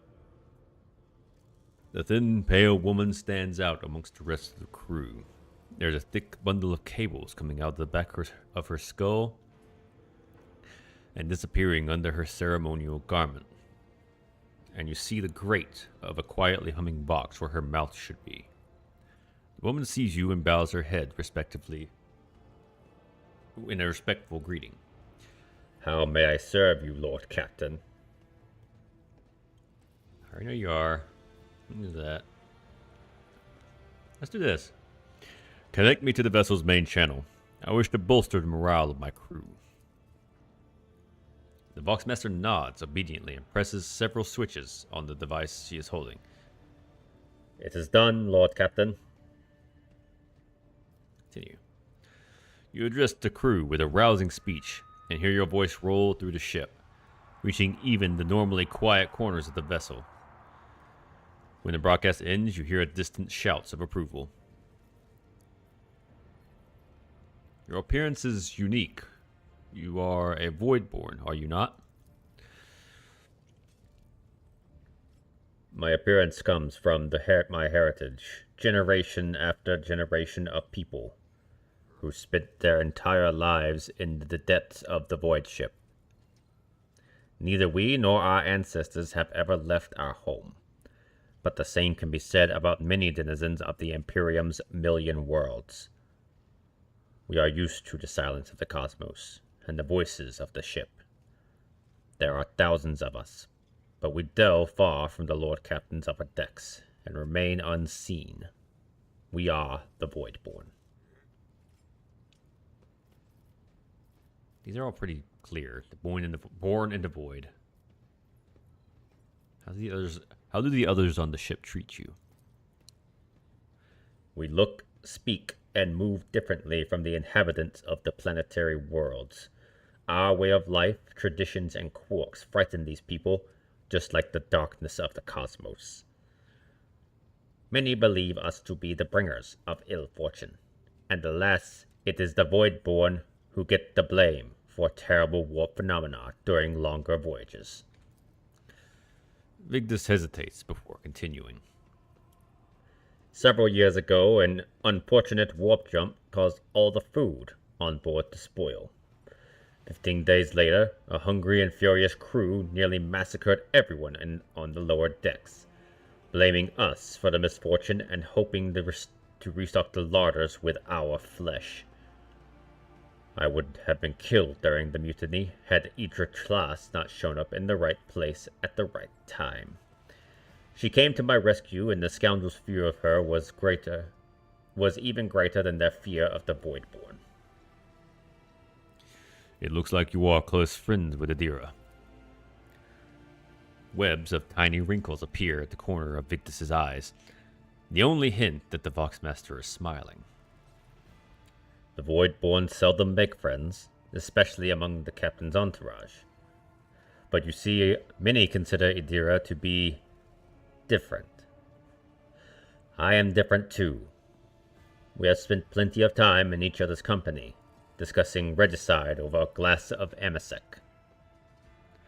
Regicide, for those who don't know, is essentially chess, and Amasec is like a wine or a vodka. Varying quality. Except Adira changed after one incident, and we started to drift apart. The death of Lord Captain Theodora made her withdraw even more. I do not know if Adira considers me a friend now, but we used to be very, very close.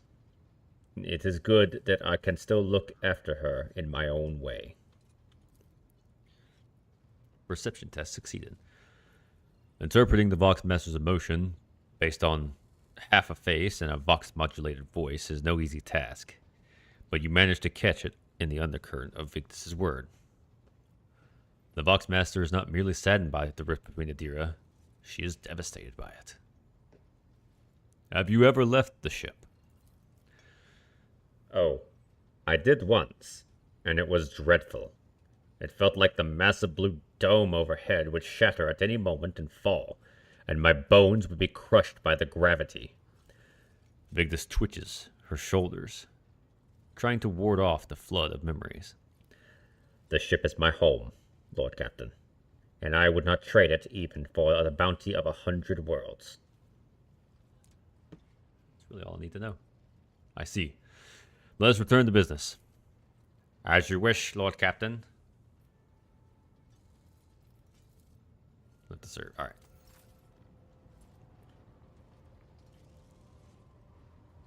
It's the Helms Master. So Adira and somebody wanted to talk. I don't know where they are though. There's Abelard. We should probably talk with him. Lord Captain.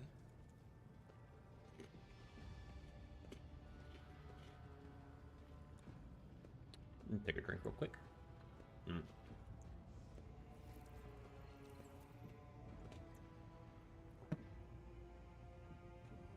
My nostrils burned a little bit. Abelard surveys you briskly, but meticulously, as though he is inspecting you for shortcomings. Then he offers a courteous nod. Lord Captain, let us talk about things that may be useful to me as a rogue trader. A noble aspiration, Lord Captain. I am ready to acquaint you with all the particulars that interest you. Oh, good. He's got some voice acting. Outline the situation of the Cronus Expanse to me. What do I need to know and keep in mind?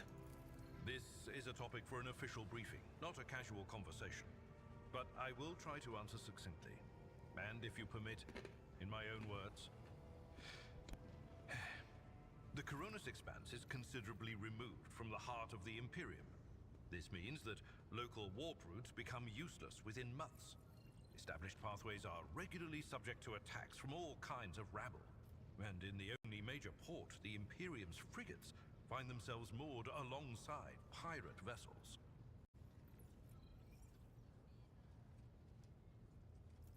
Until recently, the Cronus Expanse could hardly have been called a region of the Imperium. The situation has changed with the arrival of the Lord Inquisitor, but not by much. This place operates under its own rules, you see. More radical, so to speak. But ones that allow for a non-standard approach where there is a promise of victory. The Cronus Expanse is considered rogue trader territory for a reason. Only rogue traders have sufficient military might, audacity, and the rights granted them by the warrant to survive the leap into the unexplored part of the Expanse, and in the event of a successful outcome, to hold on to whatever they manage to capture on the frontier.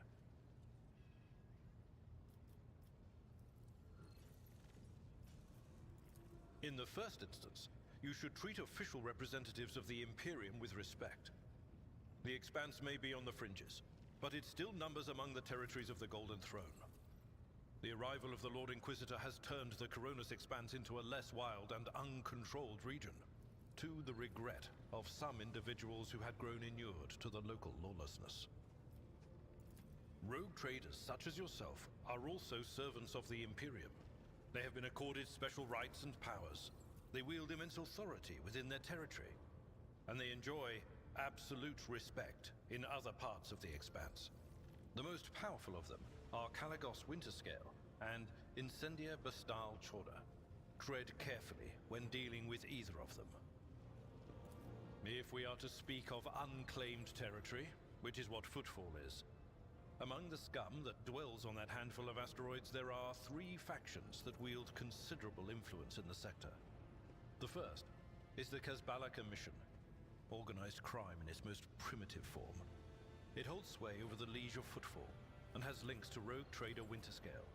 The second faction is an offshoot of our shining ecclesiarchy, followers of St. Drusus. They are actively building their forces and hold influence over rogue trader Chorda. And finally, the third faction, the Explorators, a wing of the Adeptus Mechanicus. They are willing to die and kill for the secrets of the ancient technological heresies that are hidden among the stars of the Coronis Expanse. Conrad, our previous master of whispers. What can you tell me about his betrayal? What do you think he'll do next? You know, Lord Captain, I am no admirer of fine art. But when we next find ourselves in a civilized port, with time to spare, I will promptly find an artist and commission a portrait of the individual to whom you refer, with a hole between the eyes. Conrad Voigtveer. That he committed his treachery and escaped with his life was an unforgivable oversight. I take it we can probably assume that Abelard is not a fan of the former Master of Whispers. And that's fair. I don't like his ass neither. He fucking tased me. We both served Lord Captain Theodora for many years, and we never saw eye to eye. He was brash. He was never afraid of assuming responsibility, and he willingly took on difficult tasks. I am loath to admit it, but the von Valancius Protectorate continues to reap the fruits of his labors to this day. His service always garnered my respect. But everything else about him made me want to wring the neck of that two-faced snake. Yeah, so he was very good at his job. Unfortunately, he was still a scumbag. If you are taking comfort in the thought that we will hear no more of Conrad, prepare to be disappointed. You thwarted his plans, his meticulously plotted and nurtured treachery. He is sure to attempt to strike at you, and he will use his contacts and knowledge of the Protectorate to do so. The only question, Lord Captain, is whether you will be able to anticipate his next steps. That is all for now. As you wish, Lord Captain. I'd like to know more about my Seneschal. As you wish, Lord Captain. What would you like to know? Tell me about yourself. What were you before you became Theodora's Seneschal? I used to be an officer in the Navis Imperialis. No, used to be is not quite right. It was not simply a job. It was my calling, the essence of my life. I was proud to serve Lord Captain Theodora, but in my heart and mind, I'm still an officer of the Imperium. I met Lord Captain Theodora on a mission where the Imperial Navy was providing reinforcement to the rogue traders' army on one of the frontier worlds. Our acquaintance was not easy. Working with people outside the Navy hierarchy has never been my strong suit. It was to my great surprise then, that after the mission's completion, I received a referral to leave my service in the Navy and join the rogue traders' personal council.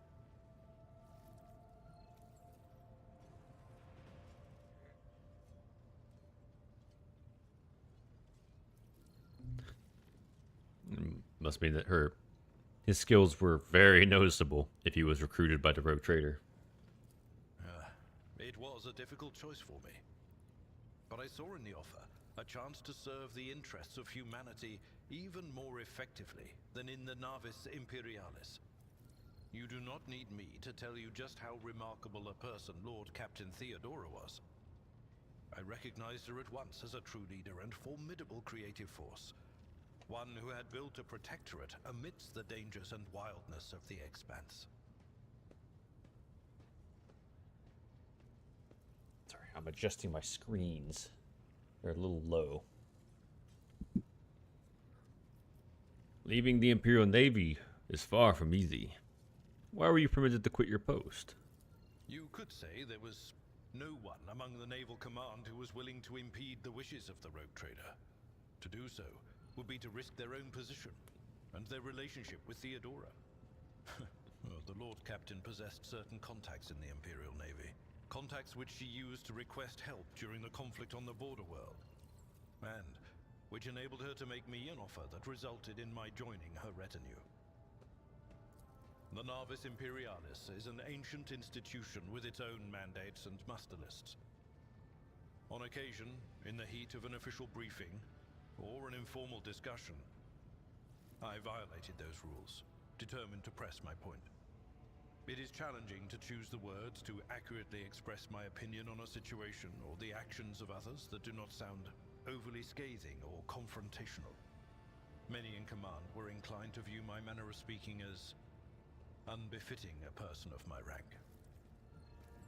So essentially, he would talk when he, it wasn't requested of him. When he thought that the people were being dumb. I like this. Coercion succeeded. Abelard seems to crack slightly under your intense stare. They didn't have to do anything. It just automatically is like, you're going to want to hear this. The way you talk about Theodora, I'm beginning to think you were in love with her. What? Lord Captain, any allegations of improper feelings or unsanctioned relations are utterly baseless and bordering on the insulting. Utterly baseless. A little bit of teasing, Abelard. You have a family. I am a widower. I am a father of 4. And if my information is not outdated, a grandfather of 11. Oh. My family lives on Dargonus. None of my children express any eagerness or aptitude for serving aboard ship. And I would hardly have insisted that they follow in my footsteps. Thank you. Fucking father of 4, grandfather of 11. Of course.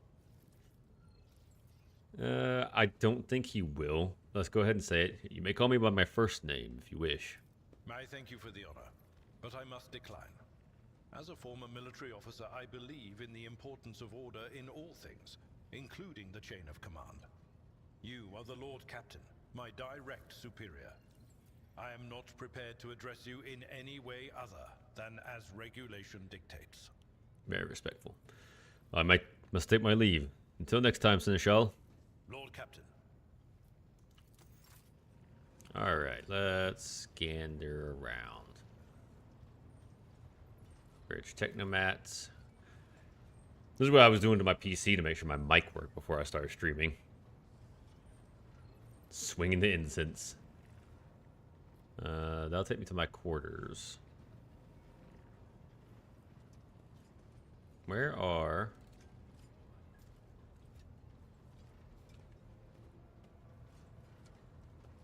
That's Janice.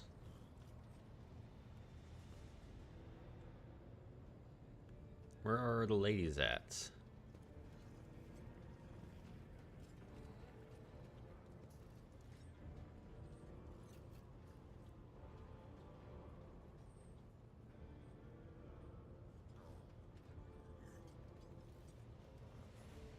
I like their salute.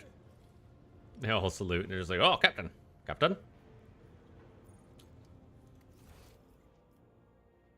Okay, so they're here.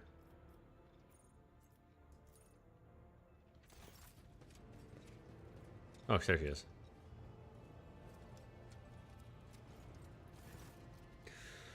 The tall, middle-aged woman stares straight ahead, her eyes vacant as she rubs the implant at her temple. Her collar is undone and one of the clasps is on the verge of falling off. Sensing your presence, Adira turns her head towards you and offers a crooked smile, even as her eyes look right through you. Adira, about your abilities. What are you talking about, Lord Captain?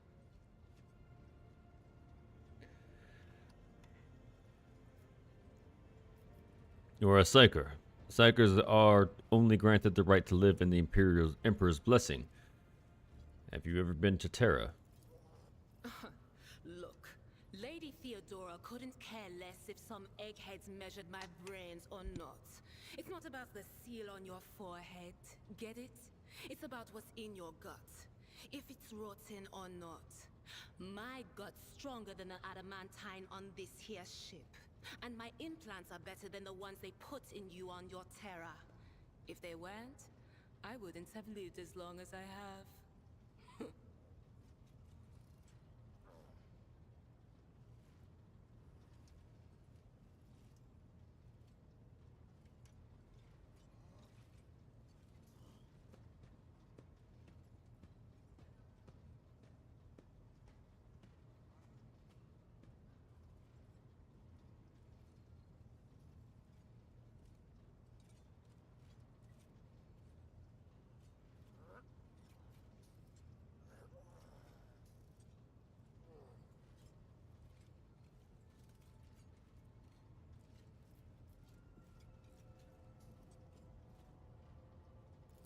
Lyra, an outlying world in the Heathen Stars region.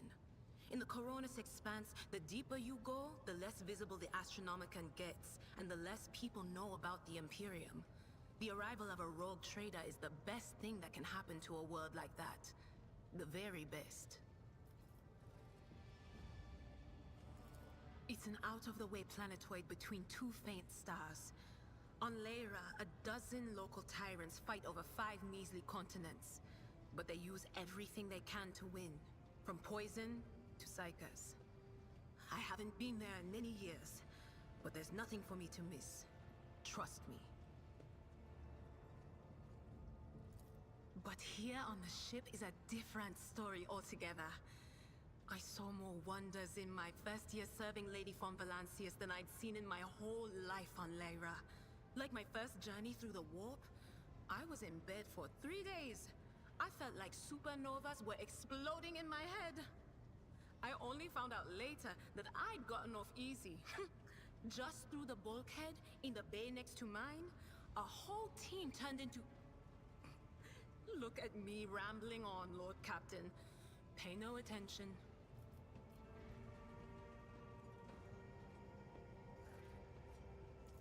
It wasn't like it was a very fun trip, Lord Captain. But look, if you want to be entertained, I'm the woman for the job. I'll entertain you with one of the stories from my collection, no problem. But if you want to hear about the time I melted everyone in the bay next door, well, I just don't really want to go into the details on that one, all right?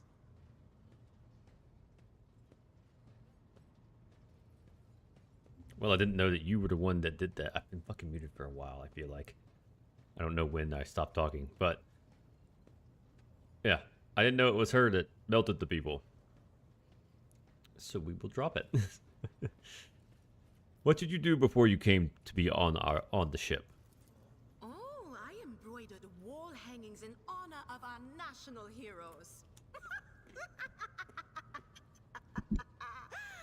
I did the same thing I do here, Lord Captain. Divining. Our rulers prized the ability to see into the future. Every psyker that could be found was worth a small fortune on Lyra. That's fair. There's probably not a lot of sanctioned use or dangers of it there either.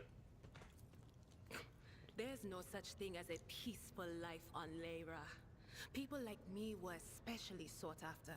They'd pick psychers up wherever they found them, buy kids off their parents, even just abduct them.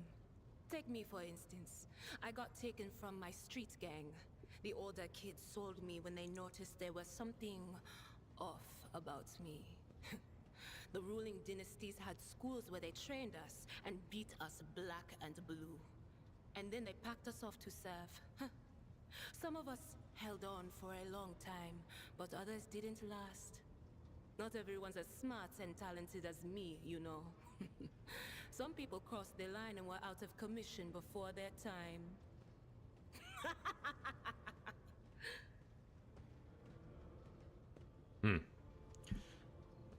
Adira is a little bit up her own ass about her abilities. How'd you end up in a rogue trader's service? Theodora von Valancius paid a visit to the ruler I was serving at the time. I don't know what the visit was for, and it's no business of mine anyway. I can still remember the way the voices in my head changed when I looked at her. They were practically screaming. She had so much behind her, and plenty ahead of her too. And as I gawped at her, all of a sudden I heard a whisper. A hint, a suggestion, nothing more. But I know the difference between idle chatter and a real threat. I seized my chance and approached Theodora. I managed to whisper a couple of words in her ear before the wardens dragged me away. They beat me and locked me up. No wonder. It wasn't my place to converse with outsiders. And then, Theodora's people came for me. They broke down the wall, butchered the guards, also I could tell them my warning in full. So I said the rest, but I didn't want to go back to my old life. And so I entered the service of the Von Valancius dynasty. It's pretty intense. But I guess it worked out pretty good if you were just thrown in a cell for the most part. Also makes Theodora seem like a hero, but also if it was a warning that was given to her, this was mutually beneficial. Have you ever been off the ship? A few times. Not many. And if I think about it, why would I want to? I've got everything I need here. All the whispers I hear are familiar ones. They almost feel like family. And if I want to hear about the nightmares off the ship, I can, after some Amisek. But don't go getting the wrong idea. If I have to, I'll follow you to the edge of the galaxy. Let's talk about something else. Of course, Lord Captain. It's probably a touchy thing to ask. What's it like being a psyker? Lord Captain, forgive me. But it would be like talking to a person born blind about colors. I could spend hours explaining, but it wouldn't make any sense to you. I mean, that made plenty of sense to me right there. Every psyker feels their connection with the warp in their own way. One person might see spots and shadows out of the corner of their eye. Another feels fingers running down their spine. As for me, I've got a door in my head. One that's open just a crack. There's no way to close it, no matter how hard I try. I've just had to get used to the whispers from the other side. When I need to use it for work, I listen in more closely. But I usually just try not to notice it. That's a really cool thing to know about, like, because the warp is so unpredictable and wild, it's difficult for things to be described within it. So it's probably difficult for whatever the psychers can see, because they can see the warp, I think, in a lot of ways. Not like a navigator can with their third eye, but they are much more in tune with it. And describing it as a door that's just slightly cracked open it's a great way of describing it for the most part. There's an animal in my backyard.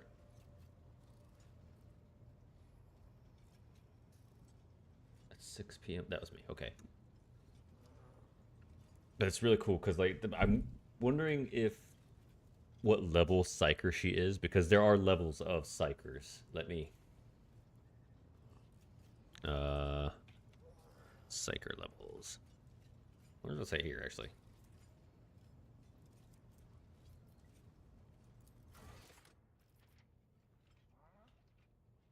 Yeah, so that's all that.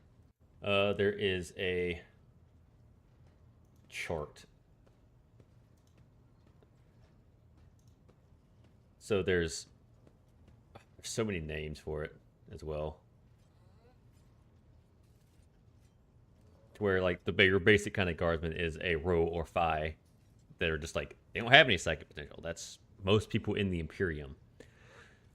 Then there's the Omicron, Xi, Nu, Mu, Lambda, and Kappa, which are low psychic potential. Which means that they, like, don't even notice that they are psychic for the most part. Iota, Theta, Eta, which are average psychic potential. They're the ones who are able to control it and are like actual psychers. Like the previous two are like, they're not psychers, they're just dudes for the most part. One of them just happens to be a little bit more like, you know, like lucky, I guess, or they can like hear things, or they're like a little bit more perceptive than your average, but they're not quite there. And then you have Zeta Epsilon, which are like high potential, which are like actually powerful, like psychers. Delta and Gamma are like super rare. They're super powerful. Then there's Beta, Alpha, and Alpha Plus that are ascending in power. I assume Adira is probably an Iota, Theta, or Eta. Or a Zeta or Epsilon. Somewhere in there. She's either mid-tier or just the slightly higher. It's very difficult to describe properly because of how, I guess it would be like a level, I describe her as a level 3.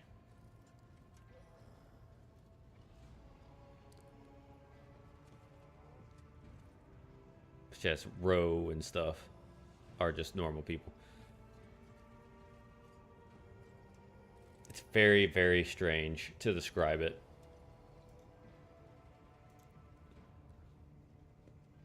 So, how do you live with this whispering in your head? Training, habit, and a little amasec and a couple other things you can get on the lower decks. If you put all those together, it makes things bearable. Sometimes I even wonder if I'm imagining half the voices I hear. You know, when life on board gets a little boring. Better than listening to the living, anyhow. Here's an important question that I probably already understand. What would happen if your door burst open? Well, if the door opens, that means somebody's planning to come in, right? But screw them. They're not coming through. Trust me. I know how to keep my valuable head locked up tight.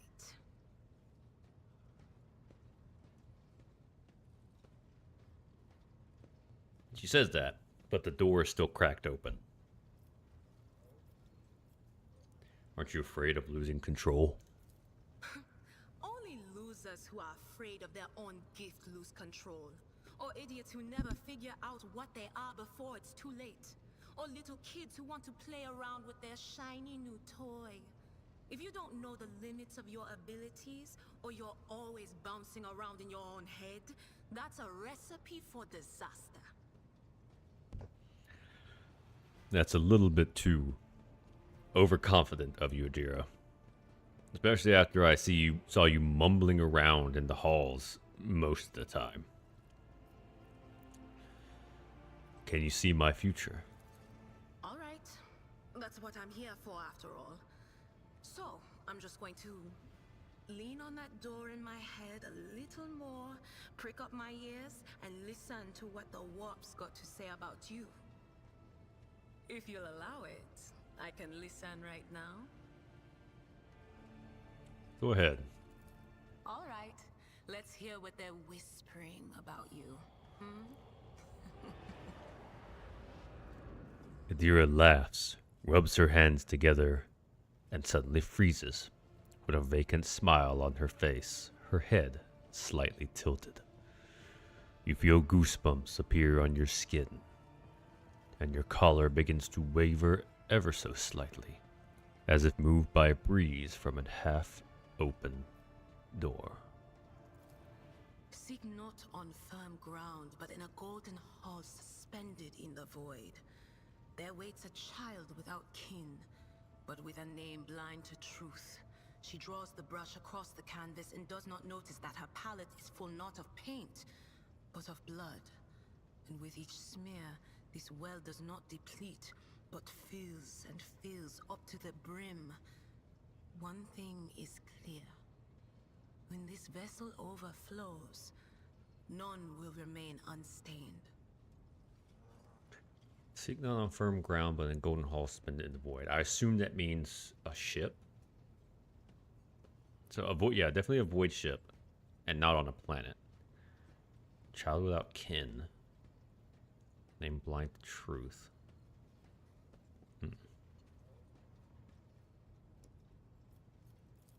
Among the blind men and false prophets, a red-robed sage seeks the answer to a question.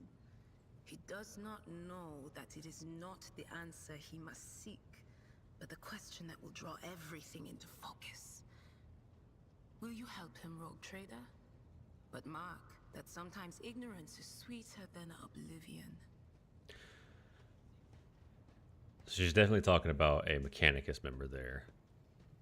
Maybe an engine seer that can help us?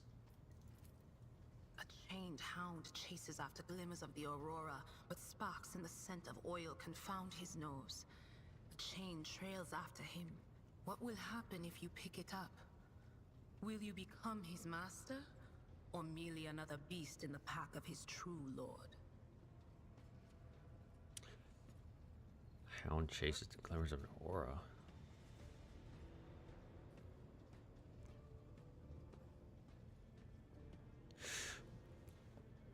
I want to assume that she's talking about the Space Wolf companion. If so, that means that all of these are not Space Wolf.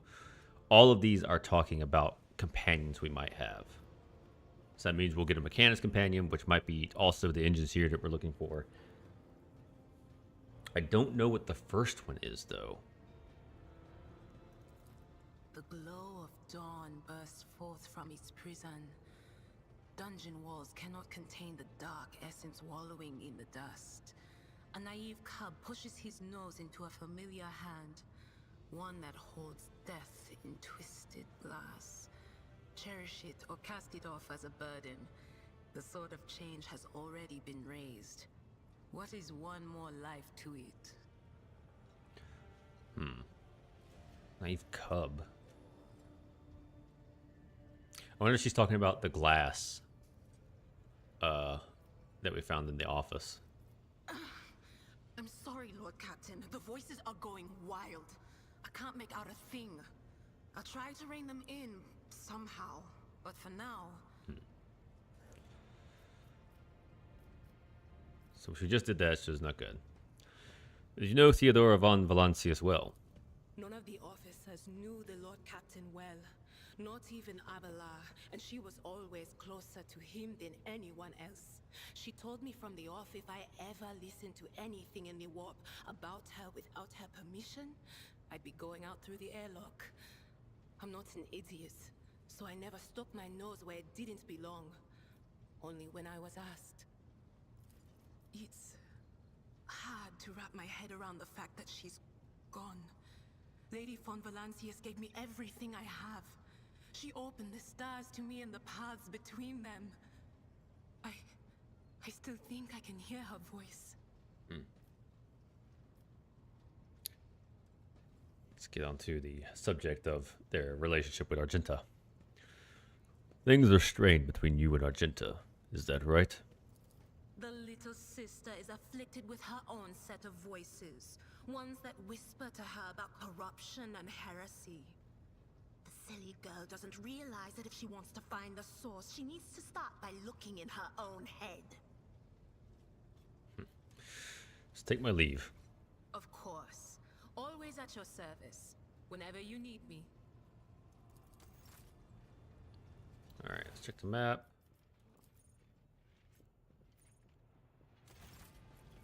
And go talk to Argenta.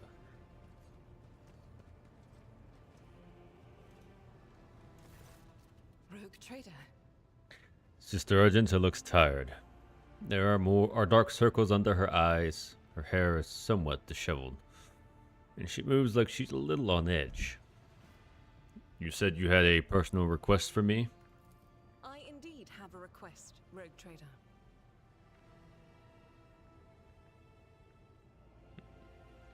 The accursed servants of chaos who assaulted this ship took the lives of your loyal crew members, and they orphaned many children, including the progeny of the brave officers who defended their posts until the bitter end.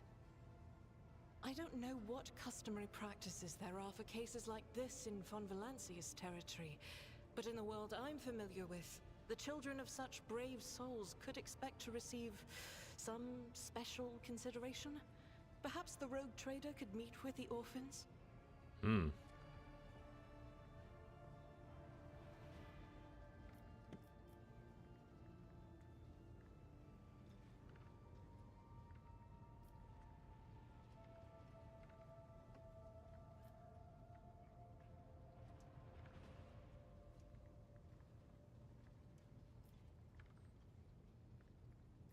Yeah.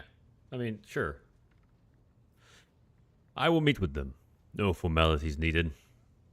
These are children of people who gave their lives for the von Valancius dynasty. My consideration is the least they deserve. Nothing spectacular. I will pass on your instructions. Thank you for taking my request to heart. Oh, we're already just going down into the lower decks. Get to hang out with some orphans, guys.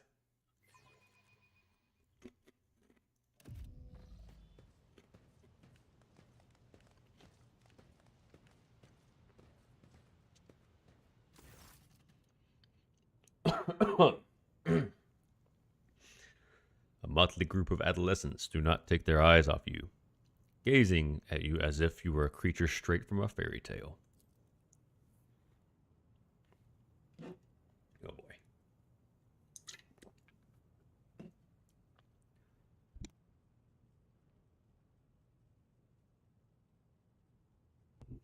Had to clear my throat there. Oh boy, he's throwing a big word at me. Oh, hold on.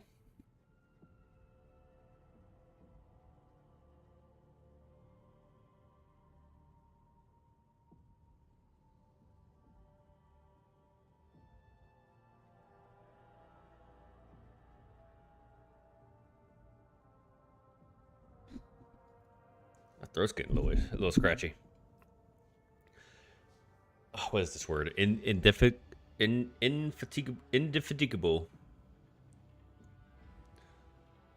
I don't know what that word means. Our indefatigable sister has been keeping an eye on these pups. Abelard glances at the gathered children. It is hardly the Schola Progenium in here, but we have provided the orphans on our ship with adequate care and instruction. Argenta is standing to the side of the group. At your approach, she perks up and announces, her voice ringing. Brave ones, the master of this ship has appeared before you. The one who guides it through the darkness to the universe by the Emperor's will. Greet your captain, the rogue trader of House von Valancius. You notice Infernus Master Heinrich Montag, standing a few paces away from the orphans. He watches you with approval and bows respectfully when you meet his gaze. Oh, but we have some options here.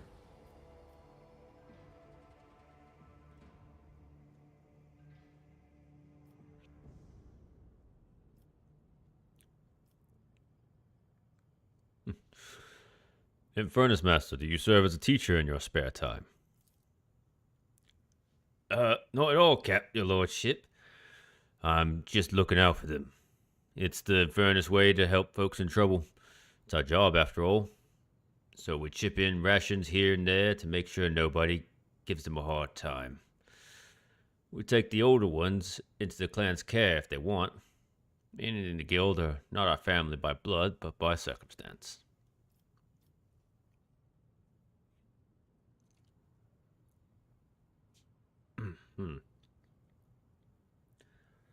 Guess I should be pretty grand about this. I, the rogue trader and lord captain of this ship, speak to you now. Your parents gave their lives for a just cause, and brought honor to the von Valancius banners and those of the Imperium. I am proud of them, and I believe that you will become worthy heirs. The teenagers hang on every word with bated breath. Only a few at the far end seem to row seem sullen and not particularly impressed by your speech.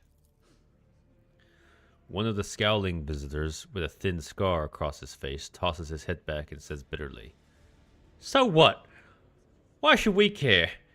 Our friends and parents died in the dozens for you noble lot, and you just give us speeches. Argenta quickly turns to the boy. A flurry of emotions flashes in her dark eyes, like she wants both to calm him and scold him for his impudence.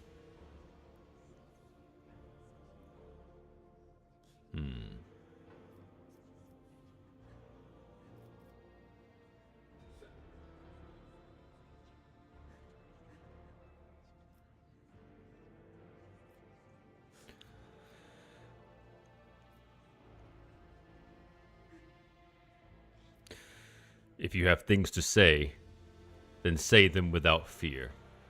I will listen. The boy smiles grimly.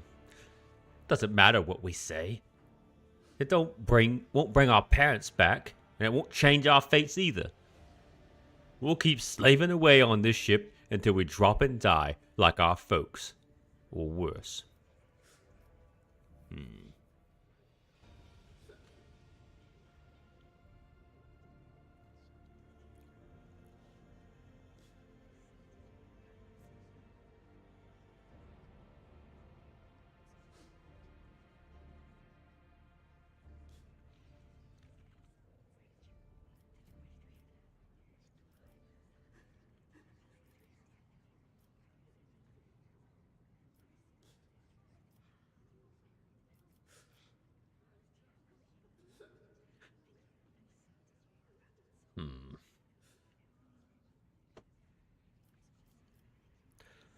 When the heretics who killed your parents attacked the ship, I was there. I took command, I fought, and I repelled the assault as quickly as I could. But no war can be won without losses. You can only strive to do what is within your power. You heard the rogue traitor. His words carry the wisdom of the Imperium.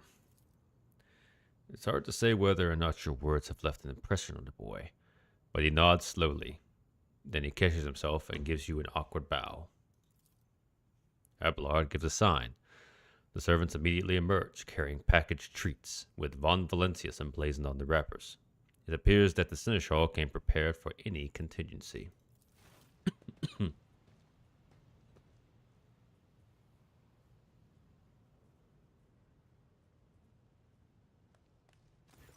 Candy! Argenta rubs her temple pensively. She smiles and offers a few more words of encouragement, then leaves the bay.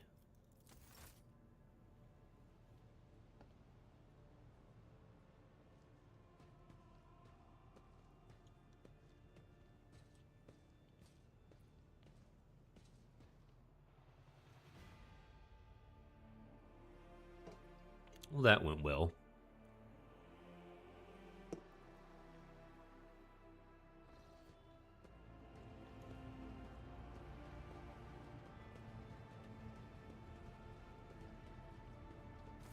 Greetings. Even in stillness, Sister Argenta radiates energy. With her dark eyes shining and the slight blush to her cheeks, she is reciting a prayer, and looks at you only when she has spoken the final line. How did you end up on Theodora's ship? I first came here when I found myself in need of passage from Footfall to a remote planet. But I imagine what interests you is not that first journey, but rather what brought me aboard prior to the cultist attack. That story is complicated. It just so happened that I made a mistake. In a moment of laxity, I was ambushed by the accursed followers of the archenemy. I was badly wounded.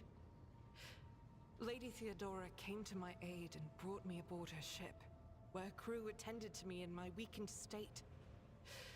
It all happened not too long ago. I had barely recovered from my wounds when the cultists struck. Truly, the servants of evil know no rest. There is no place where we can be safe from their machinations.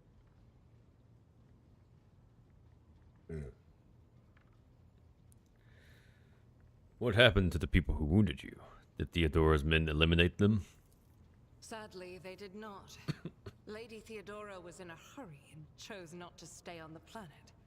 Her people took me to a ship while I was unconscious, And when I came to my senses, we were already flying away. How I pray to come face to face with those heretics once more. And it's bound to happen someday. Is it difficult for you to accept that you made a mistake? It happens even to the best of us. My mistakes are my burden to bear. I'll find a way to atone for them. Where did this happen? On one of the recently discovered planets in the Expanse. No one suspected that it had already been tainted by the filth of heresy. Had I known it beforehand, of course I would have been on my guard. We could go to the planet and deal with the Chaos Worshippers. The path to that planet was lost. All the knowledge is gone, along with the previous navigator. It would take immense effort and resources to rediscover the route. The heir to the von Valancius Protectorate must have plenty of other issues to deal with right now. Perhaps later, when the skies above our heads have cleared. Alright. That's fair enough. It's a personal deal. What was it like traveling on Theodora's ship? I hadn't been here that long. Just one journey from Footfall, and the other journey, the majority of which I spent in the confines of the medbay. I can't tell you much about the first voyage. I was more focused on prayers and ruminations than on the people around me, or the journey itself.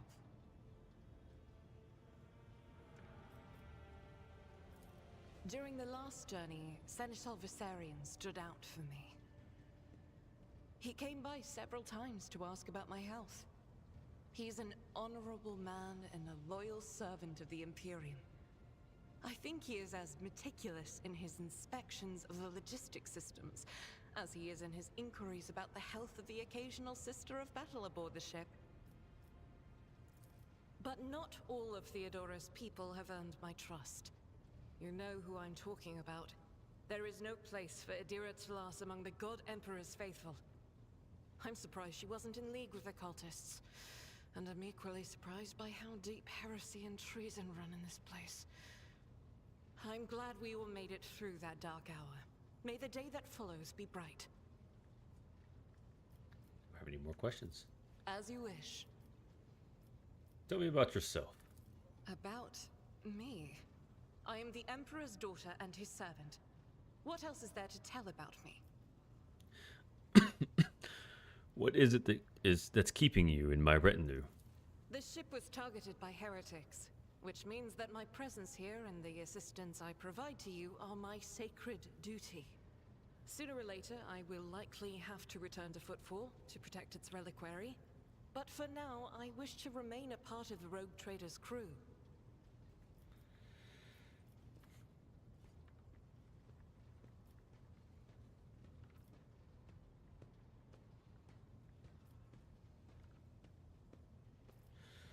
It pleases me to have a servant of the Golden Throne on my crew. May the enemies of the Imperium tremble before our onslaught. So they shall. Thank you for this conversation. Until next time. Alright, what do I do now? Journal.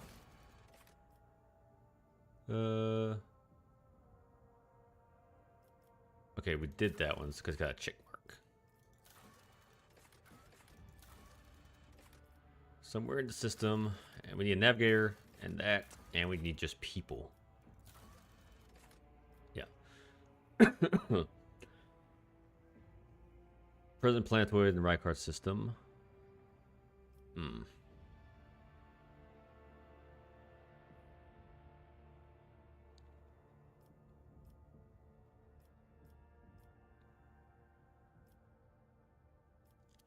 we really want to go to a prison planetoid, or do we have a choice? How do we navigate?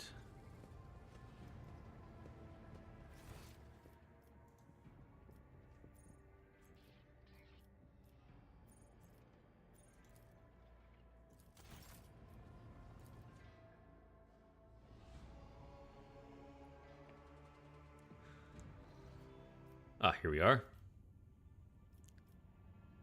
Identified void ship. Prison planetoid. So where are we? Is this us over here? Yes, that's us.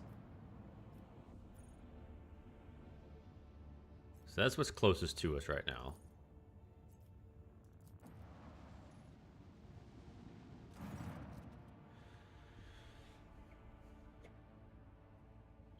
Lord Captain reporting. The heralds of Navis Nobilite continue to maintain Vox silence, perhaps due to Urek 5 being off-limits to visitors. We intercepted signals from the beacons drifting in the station's orbit. The demands are clear. We are told to turn the ship around immediately. We have also detected an accumulation of space debris near the station's docks. Presumably, it is the remains of interplanetary shuttles. Perhaps the esteemed Navis Nobilite House requires aid and therefore cannot respond to our Vox communications.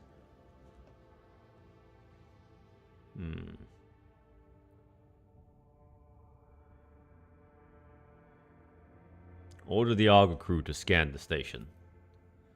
Yes, Lord Captain. The Vox remains silent for a while, but you hear static and Vigdis's measured voice. The officers from the Auger crew performed a full scan of the station, but the information is imprecise. They note wave distortions of unclear genesis that are throwing off most of the readings. We were able to ascertain that the reactor core of the station is still active, but many components are unpowered and some fully depressurized. The signs of biological activity are largely present in the central module, which means the station has not been abandoned. So the question remains, why is the esteemed Navigator's Herald ignoring us? Contact the station again. I will negotiate personally. The Vox relays the cadent sound of grinding gears and clicking tumblers. I am sorry, Lord Captain. The station does not reply even after an official greeting by a rogue trader and a declaration of your intent to negotiate in person.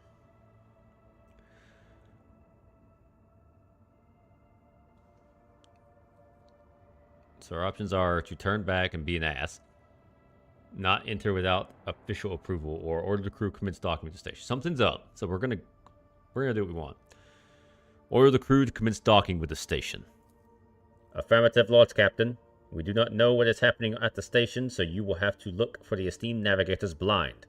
Dock safely, and may the God Emperor's light your path. Choose my party members. Yes.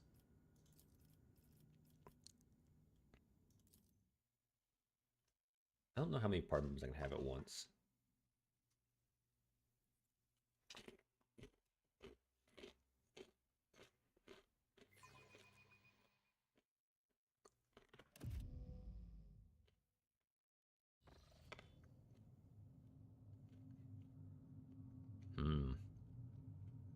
Wonder what's going on here.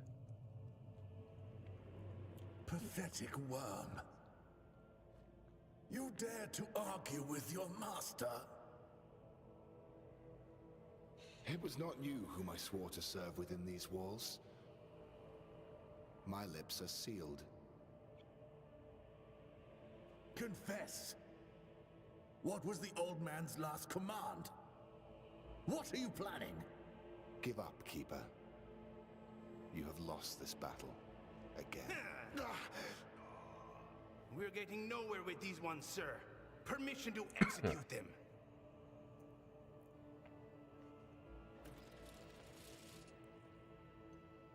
Wretches, you will be consigned to oblivion for your transgression against House Orsello. Mortal Emperor, deliver your servants from peril. Prayers would not help you, servant of the damned. In the name of House Orsello, I command you to execute these infidels.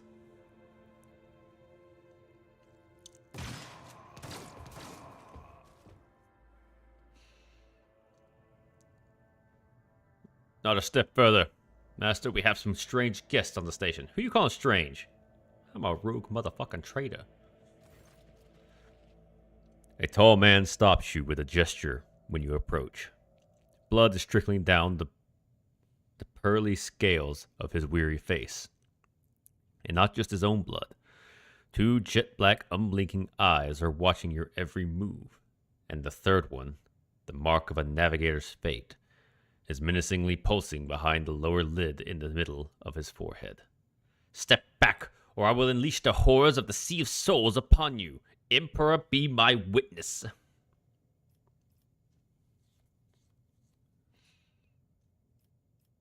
Abelard, if you would be so kind. The Seneschal takes a deep breath. Before you stands his lordship, the rogue trader Vorgan von Valancius, heir to the greatest protector in the Acronis expanse, and bearer of the sacred warrant of trade. Allow me to point out that nobilate custom requires the Lord Navigator to introduce himself first, but given the unusual circumstances on the station, his lordship, the rogue trader, is willing to turn a blind eye to your hostility. But just this once.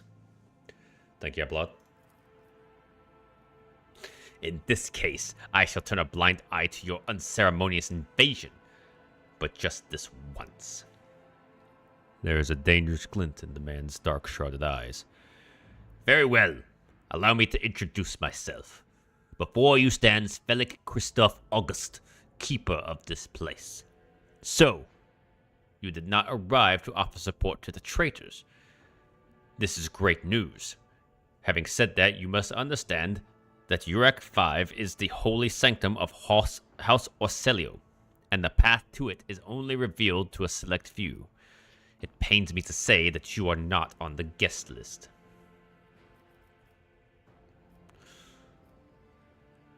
You're coming with me.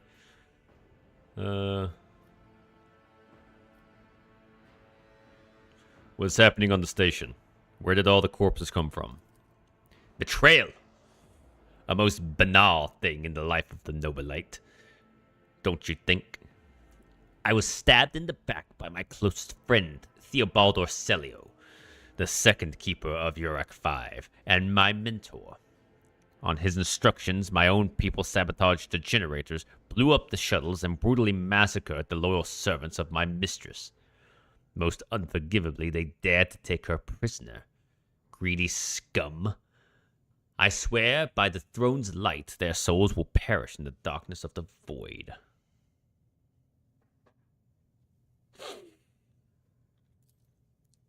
Philip falls silent for a few moments, and then furiously slams the end of his staff onto the floor. The madmen have captured Lady Cassia, and are now torturing her upstairs. While we are idly chatting down here, help me rescue her or be gone, but waste no more of my precious time. Just fucking attack.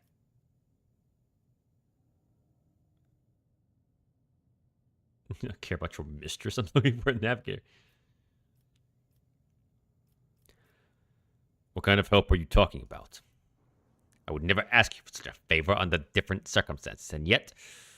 Felix shakes his hand away from his ribcage, notices blood, and winces in pain. And yet Lady Cassia's well-being is above all. I haven't got many people left, and my wounds are too deep for me to act with precision and swiftness. But you may actually succeed.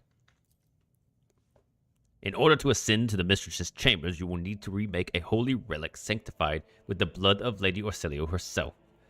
This is the control rod of the elevator machine spirit. I have one part, and the other part is lost during the mutiny. But even this relic will be of no use unless the elevator mechanism is powered. How do I remake the control rod? I have the phylactery containing the mistress's blood.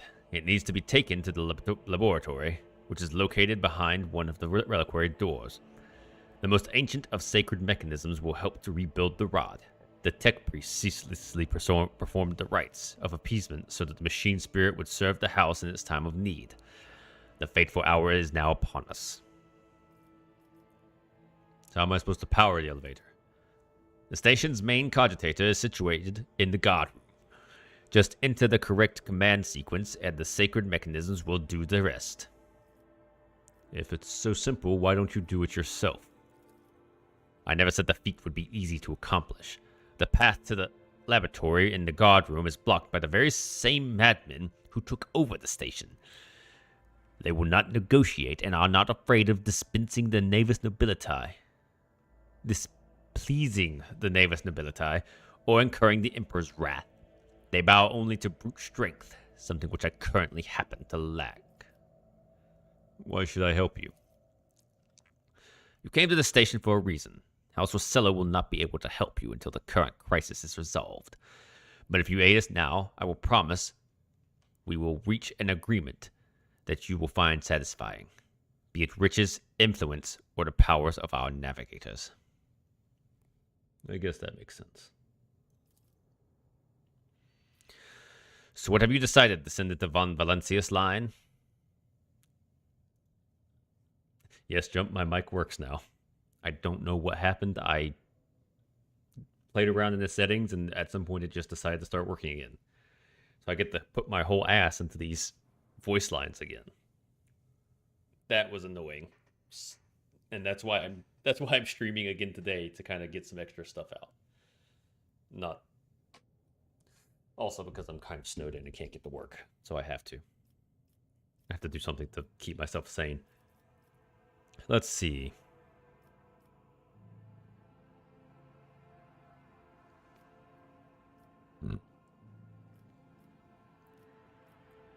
You should rejoice, mistress will live.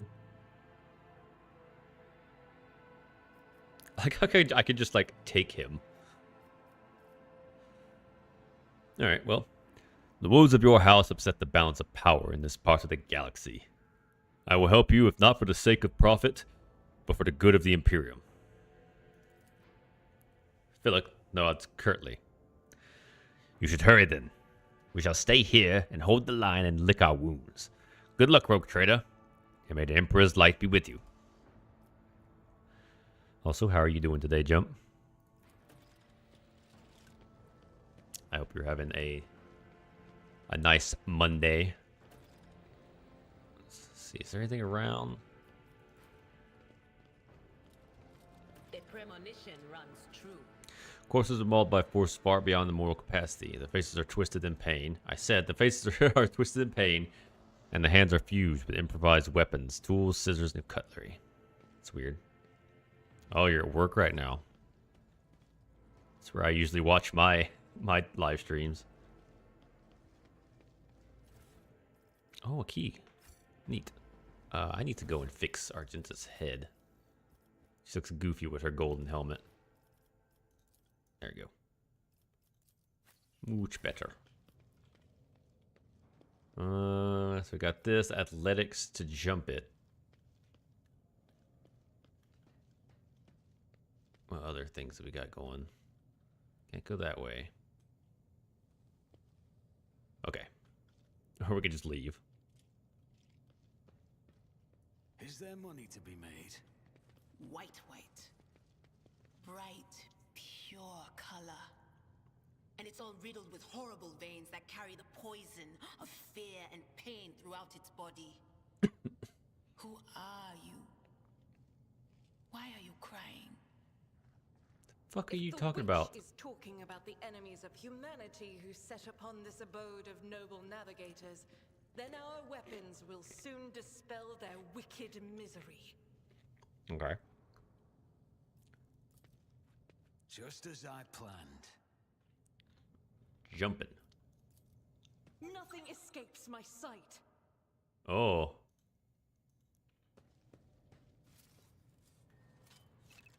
The Emperor favors me today. There was a oh, there's guys over there. Lady Navigator statue looks pristine and new. Look at her creepy fingers. Yes, there's some guys over there.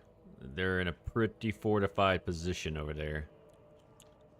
So I don't know if I want to take that head on. Let's make our way around this way. This ocular implant was a worthwhile investment.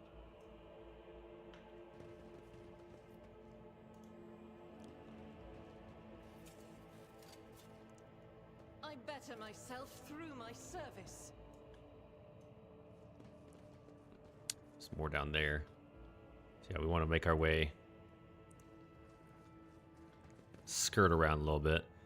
Medicaid. I always get the job done.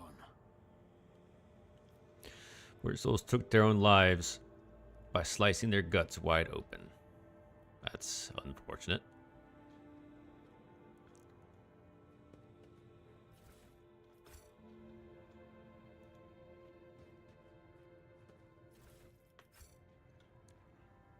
Some books. This is intriguing. Oh. Stand firm. We must not let the miscreants defile House Orselio.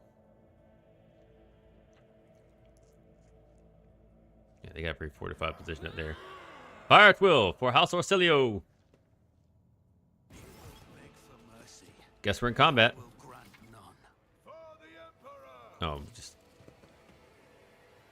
Alright.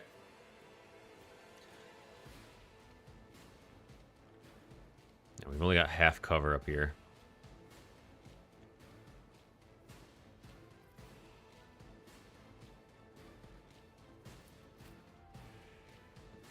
Should be able to hit all of those guys if I position.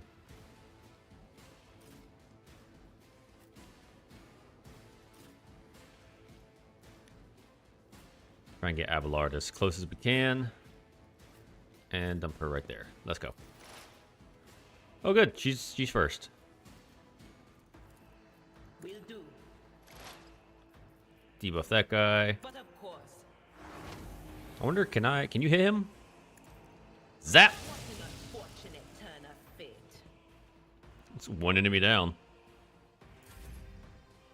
Argenta. We need increase your movement. Commands, I act. Next attack will cost one less. This doesn't cost any AP to do. But we can move it and get her down here. Don't know if I want to hit them. I probably should hit them. There's a lot of dudes up there.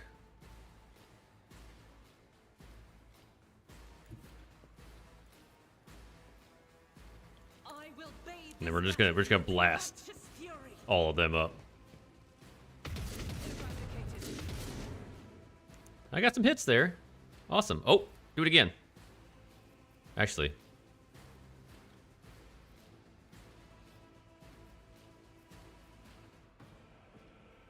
Maybe we can hit, if we can get 3 of these guys. No, we won't be able to get 3 of them. Try and get some damage on these guys. Doubt is for the weak. Oh yeah! He got caught out of cover. Excellent. Moving out. I'm not injured. I'm enraged.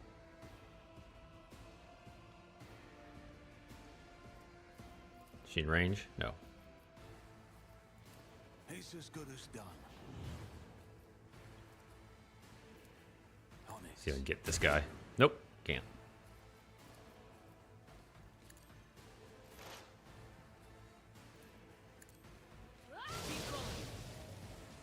Lightning! Alright, there we go. I will endure. Oh, she's about to get... Oh! We got some collateral damage there. Okay. So if I remember right, this is within 5 cells. So if he gets down here, that puts her within range of that. So let's get down here.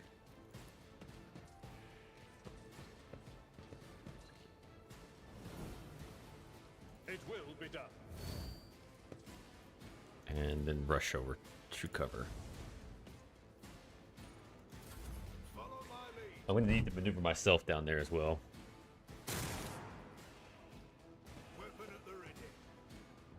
Where you going, pal? Oh, he's a leader. So taking him down is going to be pretty important. I don't think I can. I can. Yeah. There is movement in the Empyrean.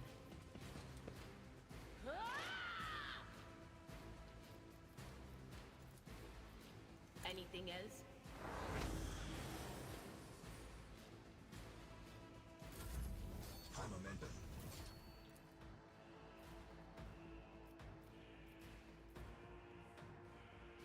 try and As the Emperor commands, to escape the Emperor's judgment. do exactly that. Fantastic. I'll do it. In thy light I stand, and thy light I crave. As the Emperor commands, I act.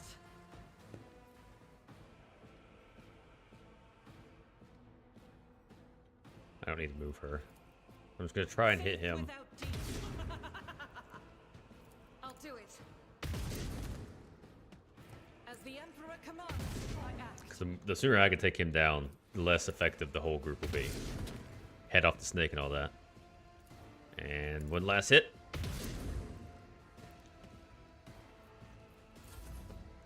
It's nothing.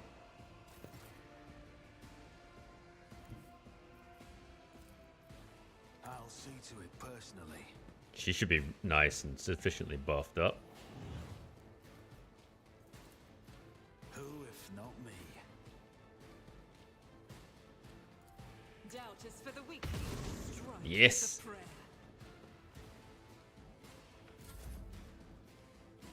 I don't think I'll be able to hit any of these guys. My gut tells me it's a bad idea. So we'll just end our turn. Faith strengthens me.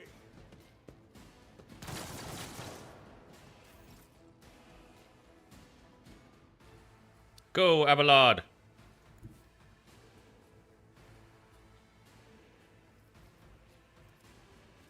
I don't think that... Tried and tested tactics are the best ones.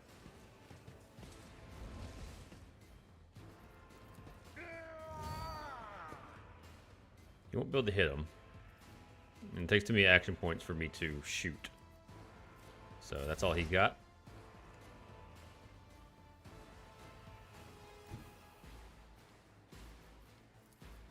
I know what is to come. Put debuff on this guy. And let's go ahead. On it. Anything else? I don't remember if I gave her the skill.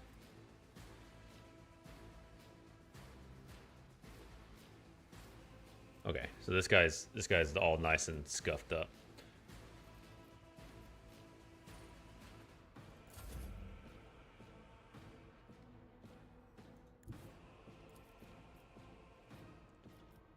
Guided by faith.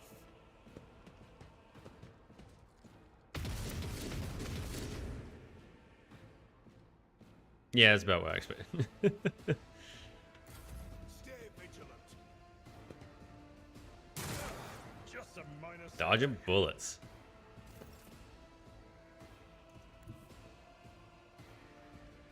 Alright, so I can get... Can't use it on her or him. I can use it on It's her. as good as done. Get inspired. I'll see to it personally. momentum. At your beck and call. I took care of this one.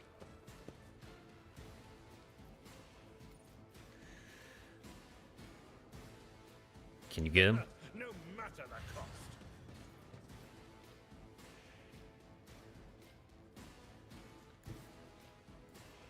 I've seen worse battles than this in my time.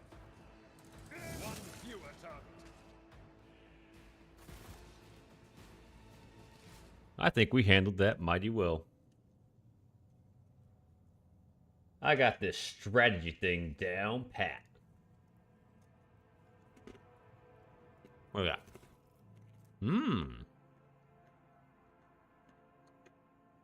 Black armor. As well as some las guns.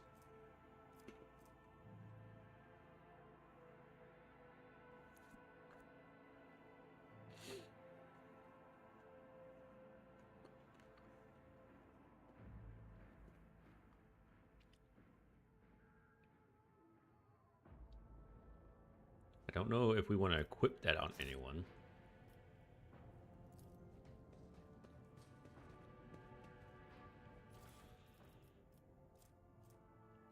I'd like to find some actual better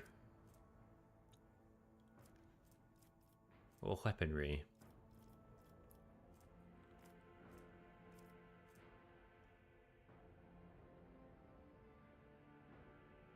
Laser weapons are effective against targets in cover and targets with high dodge.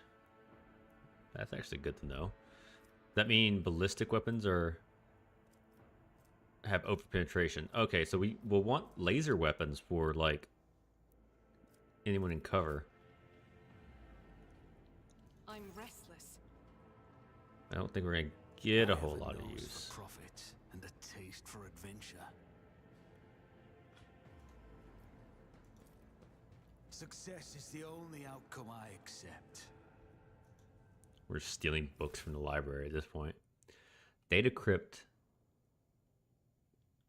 Oh, that seems useful, maybe?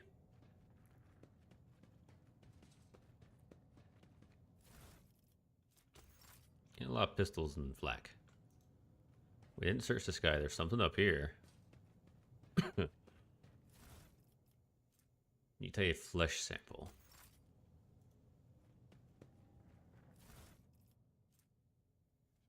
Ripper auto pistol. It's got a lot more ammo than my stubs.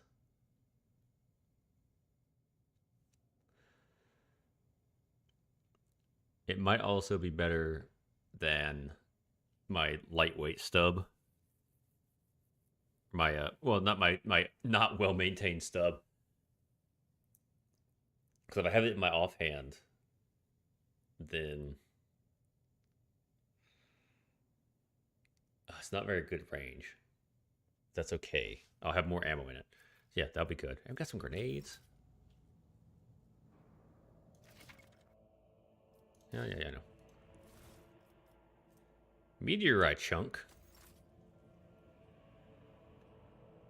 So if I compare that to this one.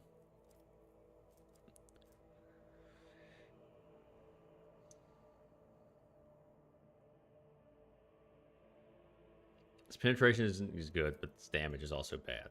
And I'm not forced to use it in burst, so I can just...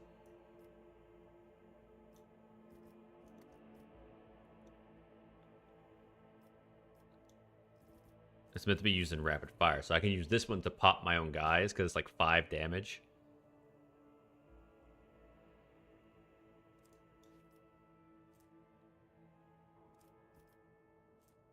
This one's the scrappy auto pistol is also probably a little better, because it doesn't have... It doesn't matter, because the armor penetration means nothing. Yeah, the scrappy... I put in this hand, 4 to 6. And this one is 3 to 5, so... Having this little pistol on the side arm, if I ever do use the ability that lets me shoot my own guys, it'll be better to have that one. Your wits about you. I need to select everyone so they can move together. Together! Whoever's closest to some of these things. Ooh. Training of worthy servants.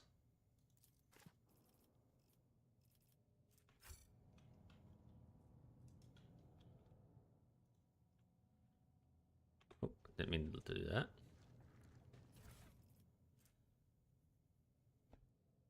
Conversation. Okay, so this is a lot of information and stuff. Library's full of treatises. Alright, yeah, that's just more world lore. Do I want to go here? Let's check our map.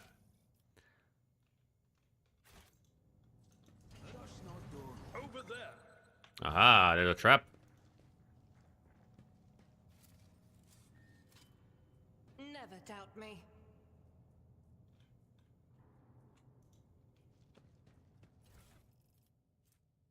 Navigator flesh sample.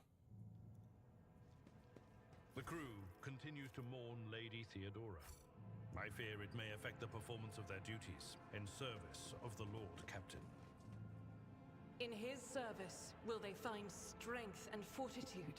Only thus will they turn their hearts away from the frailties that lead to heresies. Glad you guys have such faith in me. A lot of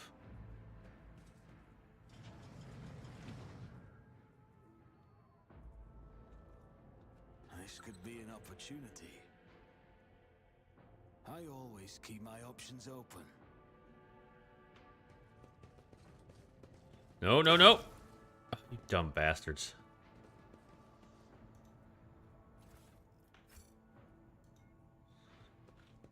Wait, no, no, no. No, don't open that. Back the fuck up. Okay. So they're in this room over here.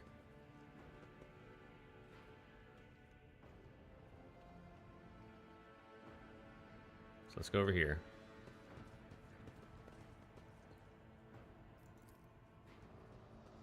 That's how it's done.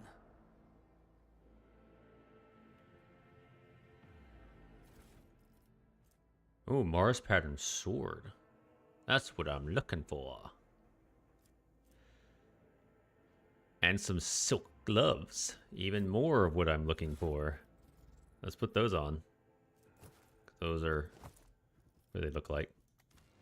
It's gonna be all fancy.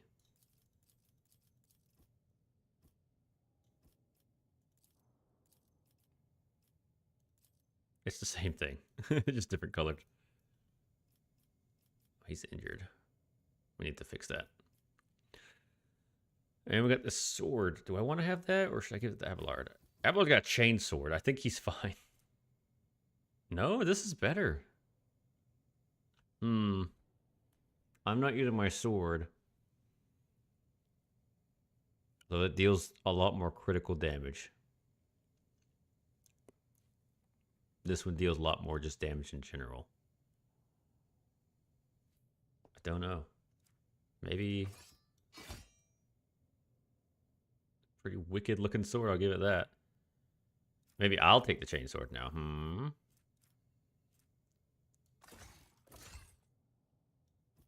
That way I can be a cool guy. That's probably the best way to do it. Because it's a little bit better and has better penetration as well. Haha, I've got a chainsword. I'm a cool guy.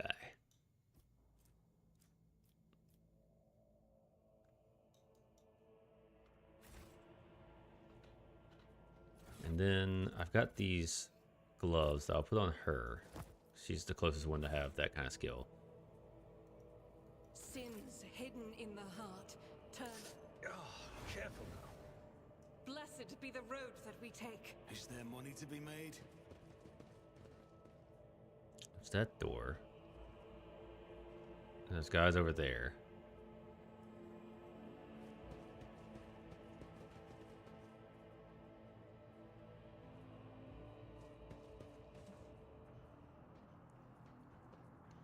Did you hear screams? Move! Sir, are you alright? We can't hear anything. Uh-oh.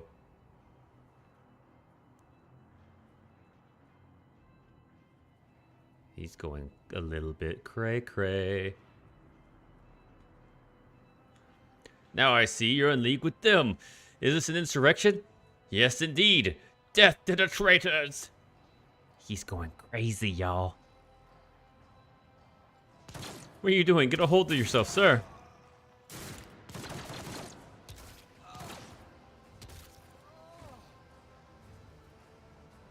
I know. You're all traitors. Traitors of you! You told me, they whispered. Hey! Who are you? Your death.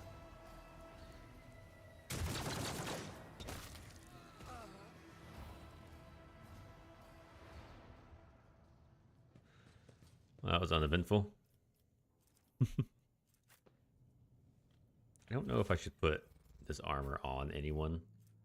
She's wearing mesh. Oh, so she's got mesh. Which is better. Because she's still got a better dodge chance, but with higher armor. Abelard has his carapace. Which has better armor.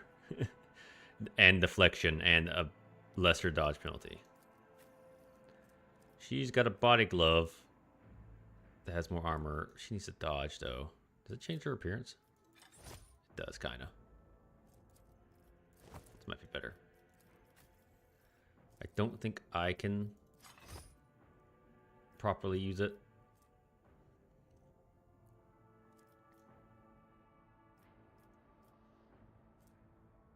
That dodge penalty is kind of going to kill me, though. The 5% isn't worth it.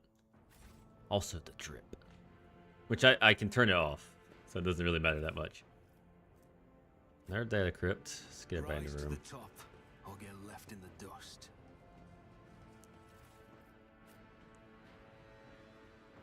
Hopefully I'll be able to sell some of this stuff.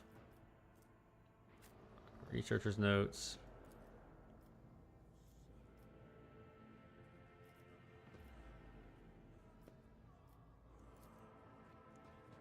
Just as I planned. I always get the job done.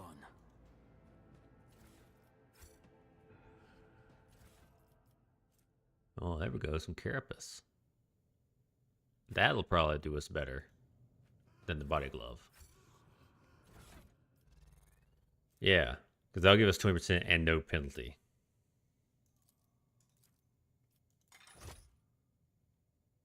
Not exactly pretty to look at, but we can drop that off.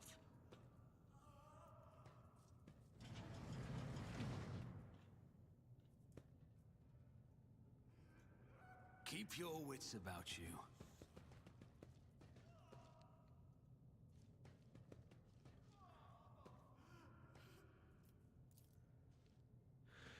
Arch enemy's twisted influence has found its way into the station. You've got a name?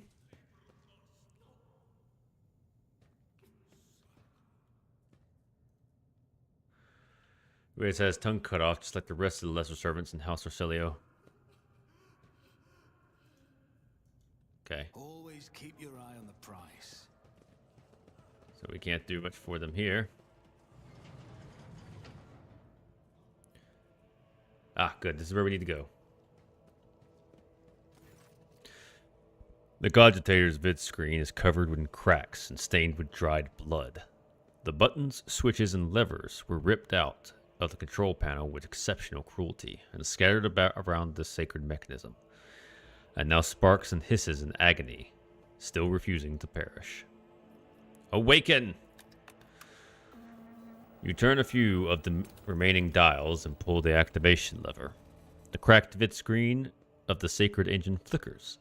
The Cogitator's insides emit creaks and groans, and the lumens oscillate at random. It takes a while, but eventually the machine spirits do grant you access to the Cogitator system.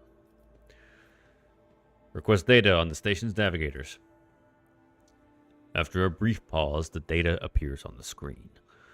Vilic Orsillo, location, main hall, status, alive. Theobald Orsillo, location, upper chambers, status, alive. Kamala Orsillo, location, upper chambers, status, deceased. Alexis Orsillo, location, lower levels, status, deceased. Ramses Esteban Orselio, location, unknown, status, deceased. The Child, location, the Child. Upper chambers, biometric parameters, rapid heartbeat, elevated body temperature, stress level exceeds the permissible limit. Status, unknown error. Attention, calming procedures advised. Attention, upper chambers inaccessible. Error, the control rod is not present. If the rod has been misplaced, immediately contact the station keeper or the Navis Laboratorium custodian. The Child is probably who we're here for. It's probably the lady, Cassia, I think he said. Which also lines up with Idira's visions of a child. Because we're on the station and we're not on a planet. The other places are planets. So that's who we're here for. She's going to be a companion, I guess. Because she was talking about something about brush strokes and whatnot, filled with blood. Which seems to be happening here. Examine the log. The archive data stored in Cogitator's local data crypt is partially corrupted, but you still manage to access the residual logs for examination. Vox report 12AHA90. A Vox recording hisses after some time before you hear a voice. This is Officer A282. Do you copy? Several generators overheated in the lower levels. Chambers A to D are unpowered. The Tech Priest crew sent to investigate the problem is not responding. Requesting back. The officer's speech is interrupted by shouting, and the recording abruptly ends. Officer H123 speaking. 200 servants have perished due to explosive decompression in the living quarters. We've located traces of mechanical interference. The preliminary cause is officer sabotage. Crew 5, 6, and 9 are cut off from the main compartment. We have enough oxygen for 20 minutes. May the Emperor save our souls. Senior station officers, this is Captain speaking. Senior station officers, this is the Captain speaking. We're attempted to contact the Winter Scale Scion for help, but something is jamming the signal. We never received a reply and cannot be sure it was even sent in the first place. A rescue team is not coming. We are on our own, so remain vigilant. Anyone could be a traitor, you hear me? Anyone. If you're in doubt, shoot to kill. The following box recording is too badly distorted to make out even a single word. Examine recent entries of incident log. Report. X88 originator classified. Date classified. The servants close to the child have started butchering one another again. An order came from above to have their remains reprocessed. The negotiations with the Winter Scales were a success. A new batch of servants will arrive in 10 moons. Escort them to the laboratory at once. It is imperative that we increase the new retainer's resistance to the child's powers. Data expunged. Docking log. The log almost completely corrupted, but you managed to recover the latest entry. Identity confirmed. Regent Avronto Orselio. Date of visit classified. Reason for visit classified. Date of departure classified. What a wealth of information that gave us. Security and life support logs. Yellow lights above the control panel flicker to life with a singular repeating message that streams across the vid screen. Warning, damage in technical compartments A12, B3, D8, and H24 detected. Warning, living quarters L10, L16, L28 depressurized. Warning, unable to access the station's docking system. Warning, energy regulation system unknown error. The station will transfer over emergency power. Immediate evacuation of the facility is advised. Warning. View encrypted data. Something buzzes in the cogitator's metallic gut. Several red lumens light up above the vid screen. Requiring access level, security captain or above. Current access level, senior security officer. Let's see. Success! You easily bypass the restrictions imposed on the sacred machine. The cogitator's overload processes were unhappily. Most of the encrypted data has been wiped. You find traces of the purge protocol. Recovery is impossible, but a list of most recent commands, having been embedded in the machine spirit's consciousness, now fits across the screen in a single creeping line. Child, delete, pick flow. Disable, access, code, annual, station controls, delete, activate, shuttle, self-destruct, purge, command log. Exploring the archives for a while longer yields a surviving excerpt from the guard captain's report, mentioning that the security systems had recently been reconfigured without his knowledge. His comment reads, "Only the keepers of the station have access to the life support systems, but Keeper Theobald has not left the child's side, and neither had I." Could it be that... Call Rackard Menard. This isn't going to work. I already know. The system cannot carry out your command despite the eager compliance of the machine spirits. One thing is certain, the problem does not lie with the cogitator. Main chamber's controls.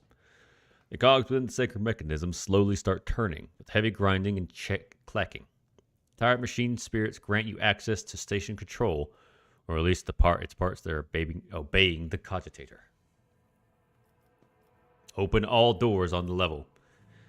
The Cogitator's vid screen goes dark, as if the machine spirits fled their mechanical casket. But your assumption is incorrect, as it fills with static just a few moments later.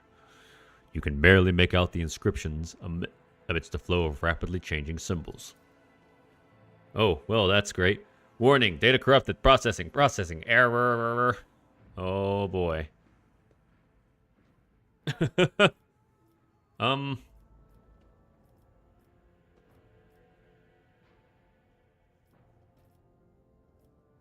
Does it like want the specific lines? 0, 1. No, it's not that one. None of these are correct. Because it's 0, 1, 0, 0.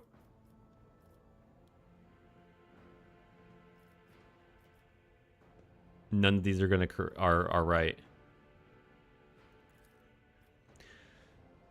You push a few buttons on the control panel, but the system rebels and keeps resetting your commands. According to the data, the compartment you are trying to open is depressurized.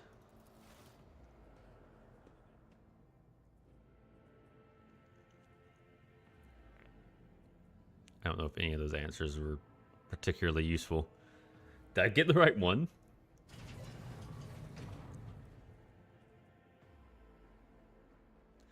The Cogitator takes a few moments to gather the data from the station's active systems and proceeds the following message. The protocol has been executed. The passage is open. The screen blinks and mechanism's machine spirit emit quiet hum. A few manipulations with the switches make you realize the elevator to the upper chambers is blocked. Activate it. Processing query. Confirmed.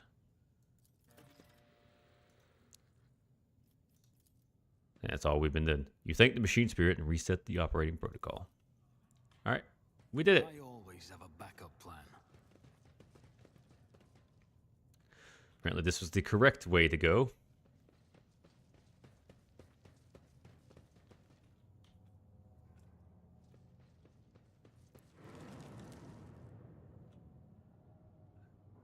The door is open. Come and avenge us. Oh no. That's bad.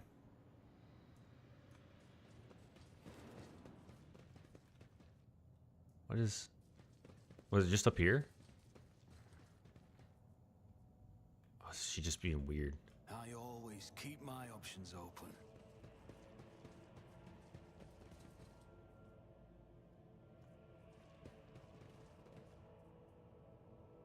Loot the room. Oh. We got biogel, black water, unidentified acid. Those will probably come in to play. Psi crystal.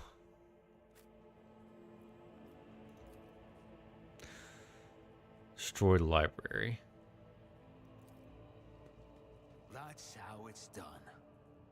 Snake and that blood fluid stench across the opposite side entrance. More flesh samples.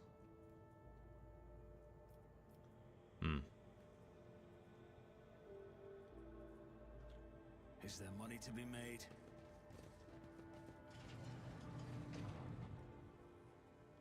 Hello?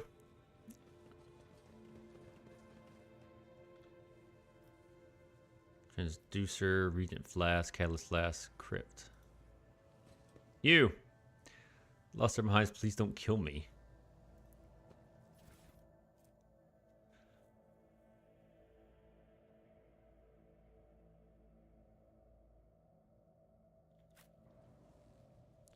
Alright, let's make sure we grab everything we can. Adamantine. We got tissue flasks, a lot of stuff in here.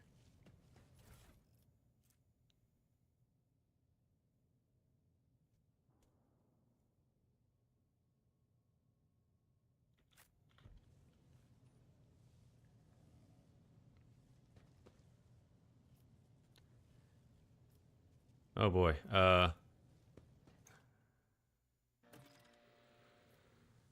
Oh, we did it. Transducer.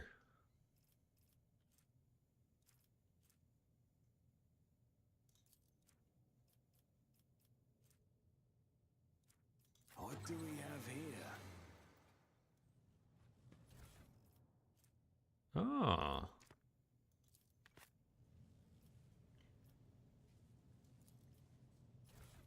Data crypt connector. Hold on. There was it? Is it going to be in our journal? Data crypt for the calculated number of chronoturns. So 41, okay.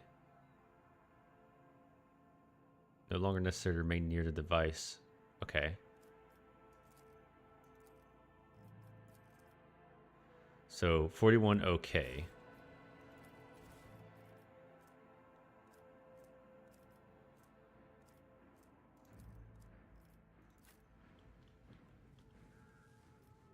We had more stuff, information. I'm sure even flesh in the no light, just we thought that is possibly resistant to the resist current of warp. Truly does shield some people against corruption and misery, but let us back to study mortal flesh. Another servant being carried in shortly. Organ extraction. Adamantine, dust, and black water. This is the worst idea that could have entered my mind. God Emperor be praised. I'm lucky to still have my head. So do not use dust and black water. The adamantine seems to protect the frail flesh from the lowborn degree. Having said that, not even the messenger can handle its temper. Probably just more complex compound to the formula. All the data related to the experiment were recorded on datacrypt 040H. I will get back to them later once I'm done with the experiment. Okay. So all the information is on the other data crypt. Found by the keeper subjects. It's completely useless. Although its shining granules could be used to make new paints for a child. Okay, so we should use the crystal when we use that.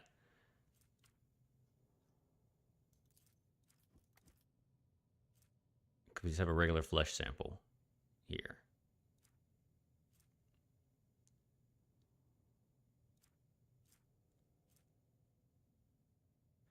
So we should not use black water or adamantine.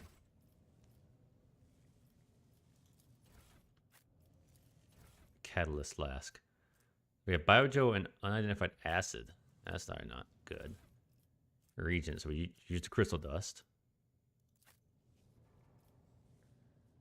Catalyst flask is the only one that I'm not 100% on.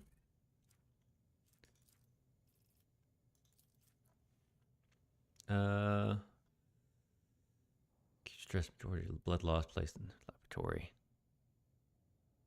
Void warrants hallucinations.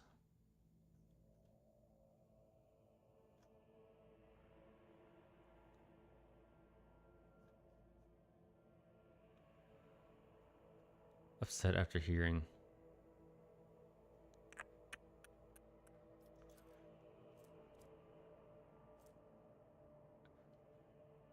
Tall woman and a dark-eyed monster painted in fresh blood.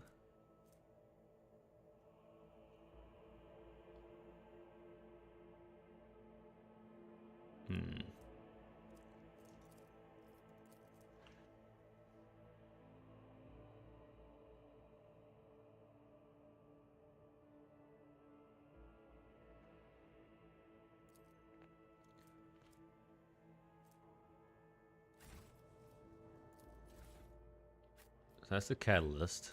The transducer. So the chunk is useless. The adamantine didn't work. My only guess at this point. Oh, get that in there. Keep your wits about you. Got that in there as well.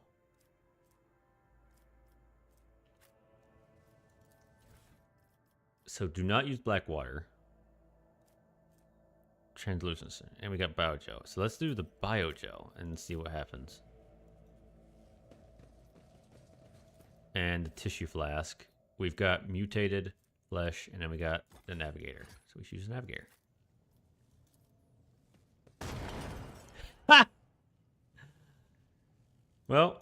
Rise to the top or get left in the dust. I should have saved. What was my last save?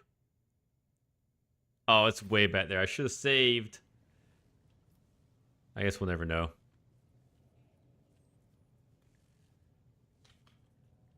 Oh well. We got the rod now. That I probably shouldn't have used the acid. I should have used something else. Where are we meant to go? We're meant to head back.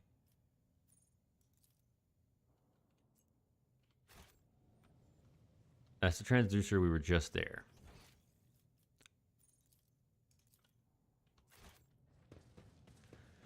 So we head back to talk to him, and we might be able to...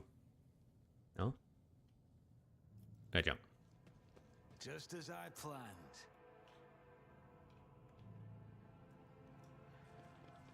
Remade the rod.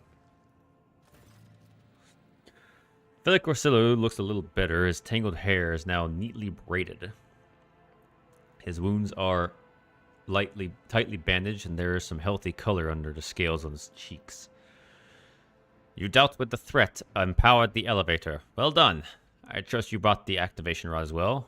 Remember, every second of hesitation may cost the mistress her life. Eudora suddenly cocks her head and drives her nails deep into her shoulder. Then she starts mumbling. The crossroads? There will be two paths, both stained with blood, both leading to the accursed eye. They all wear masks, so poor and flimsy, they all fall at the slightest touch. One hiding a blind man, another a traitor. Hey, thank you. Everything is clear now. What paths? I cannot say. One is paved with blind faith, the other with hatred and treachery. Both lead to tragedy. You simply have to decide what kind of tragedy you like most. Who is who? Who do you see behind the masks? My whisperers are giggling nastily. They will not speak, the naughty little things. They say I am tearing off the masks, that tearing off the masks is your concern. Thank you. Everything is clear now. Yadira nods tiredly and glances at Felic out of the corner of her eye. The station has had enough problems without your sorcery, psyker. Felic waves Yadira off and looks at you unexpectedly. I have many questions regarding what happened on the station. You think they are worth the life of my mistress? Who is the child mentioned in the documents and reports found in the station? You meddled with something that should have been left alone. The keeper folds his arms and shakes his head disapprovingly. The child is what the station servants call Lady Cassia. But a commoner's dirty mouths must not sully her name by uttering it. You see, it is not beneficial for all servants to have their vocal organs altered. Some prove to be more useful when they are still able to speak.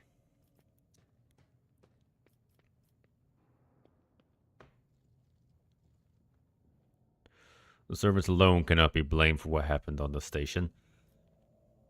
Most corpses I discovered were either unharmed or feeble. Did you really think your servants could plan a coup? The senior officers are just as guilty. Half of my guards butchered one another because they suspected treason. As for the real culprit, the coup was staged by those closest to the mistress.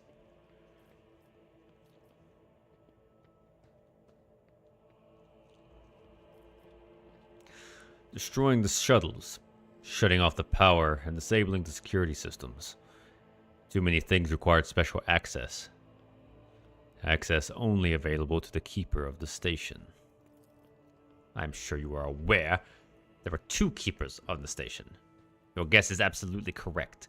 Theobald Ocelio, the demented old man obsessed with Lady Cassia and her power, and also the one to blame for the woes that have been fallen Uruk 5 in our noble line.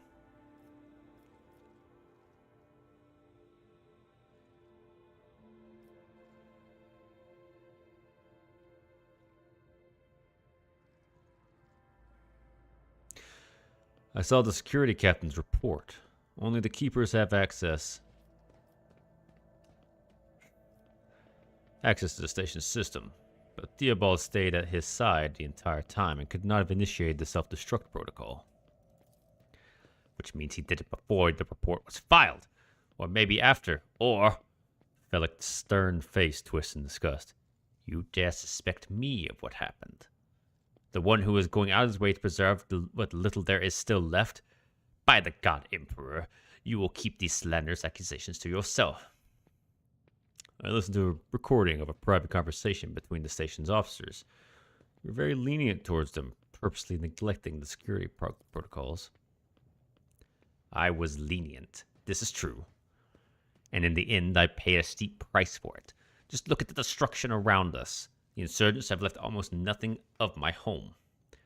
The keeper spits out the last few words with particular bitterness. The madmen I fought were convinced that we were the traitors. Philip gives off an indifferent shrug. That's why they are insane.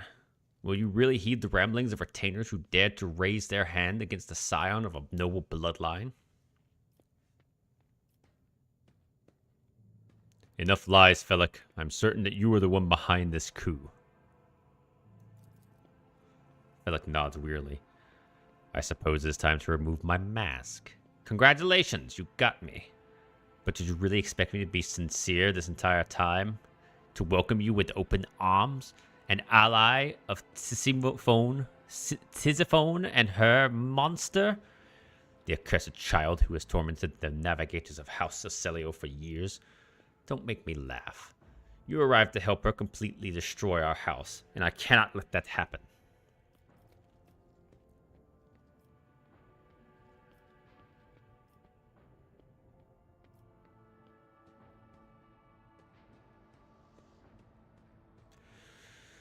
Felix, you are obviously quite mistaken. I came here to get myself a navigator, nothing more. You do not? Felix hesitates for quite a while. In that case, accept my sincere apology for the deception of my earlier behavior. I had no intention of making an enemy of von Valencia's heir, nor of destroying the station that served as my home for many years. They left me no choice. You cannot even imagine what monster lurks in the upper chambers. An evil, a plague, a pestilence on our bloodline that seeks to destroy House Orcelio from within. And Theobald and his followers just mindless fanatics serving this evil. Lady Cassia is a scion of a merciless tyrant, but is not her relation to Tisiphone.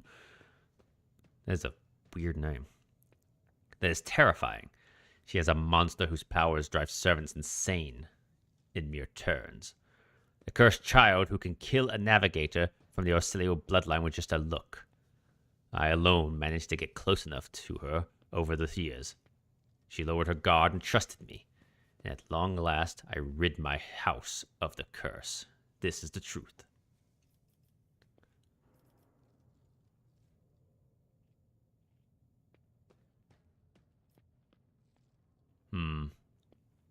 So yeah, this is the guy. He's the traitor that Idira was talking about. But apparently, I'd assume that the other guy isn't good either. That's what it feels like to me. It feels like it doesn't matter if it's Felix or the other guy. Then neither one is a good guy, I guess.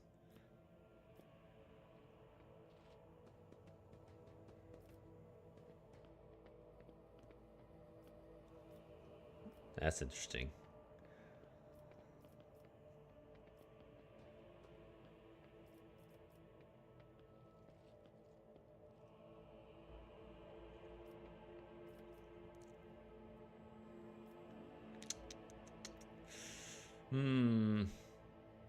Perhaps you are ingratiating yourself to me, hoping I will let down my guard.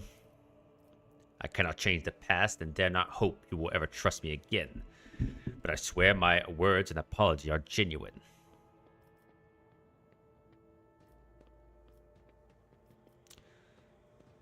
This is an interesting prospect.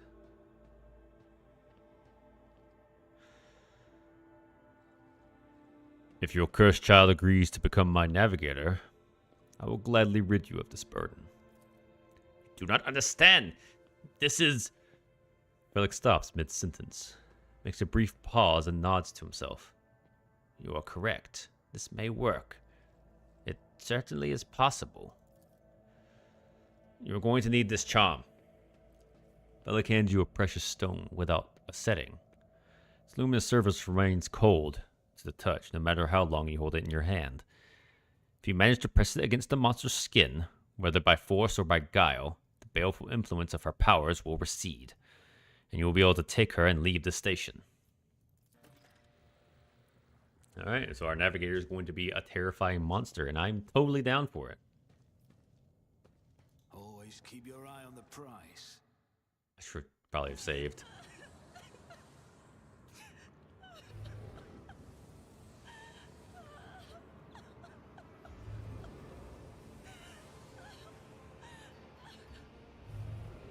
Oh, this is bad.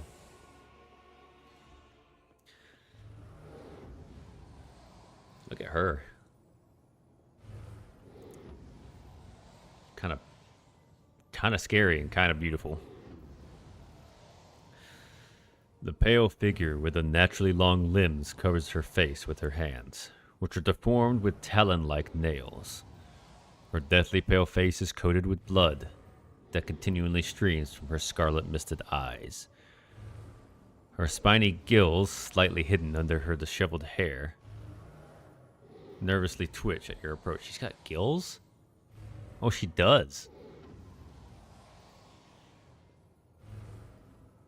Wowee. Only now do you notice the third eye on the young woman's forehead, hidden by a jeweled ornament. And when your eyes meet, you sense overwhelming, soul-smothering power. Willpower has succeeded. Good.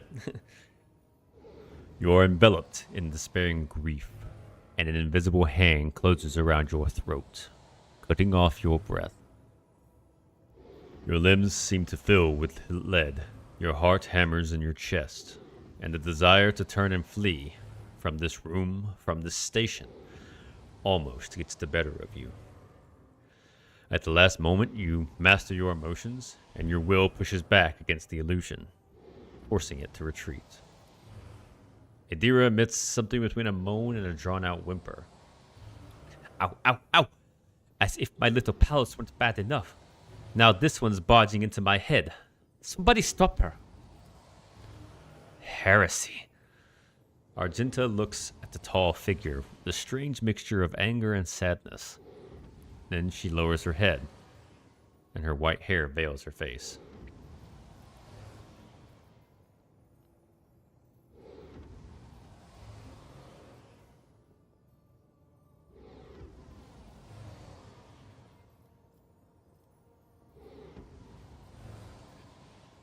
Let's see. Lady Cassia, I am here to help you. Please calm yourself. She wearily shakes her head and lets out a drawn-out sound, similar to both a sob and the howl of a small wounded animal. I don't know what her voice sounds like yet, so this is going to be off. What is happening? Was someone calling my name? Are all the betrayers dead already?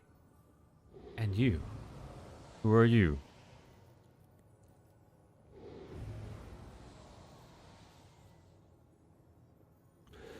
Morgan von Valencius. It is a pleasure to make your acquaintance. Unease settles over her features, and she nods cautiously. Pardon my manners, Morgan. I did not expect to make such a gracious acquaintance in such a time of great sorrow for our house. What is this? I feel faint. The heavy-set old man who has been kneeling nearby erupts into low sobs. His eyes, swollen from crying, dart desperately around the room, as though the veil of ignorance has been ripped away from them. The child, Lady Cassia, where are you? Sacred child? Throne preserve. Despite his venerable age, the navigator leaps up and rushes to the young woman's side. You! The old man shifts, revealing his face to you. It is threaded with jet-black veins, and his bulging, milky eyes bear a striking resemblance to those of dead fish. A sickly sweet scent assaults your nostrils, as if the old man's flesh is rotting inside his decaying husk. My eyes fail me. for they are unable to make you out as either enemy or ally. I'm warning you, one wrong move will bring the wrath of House Orselio upon your head. Watch out, Lord Captain. This one's so deranged, he's making the whisper shriek like crazy. He might just open that eye of his. Threatening the head of the dynasty is a grave offense, esteemed, whoever you are. Abelard places his hand on his weapon.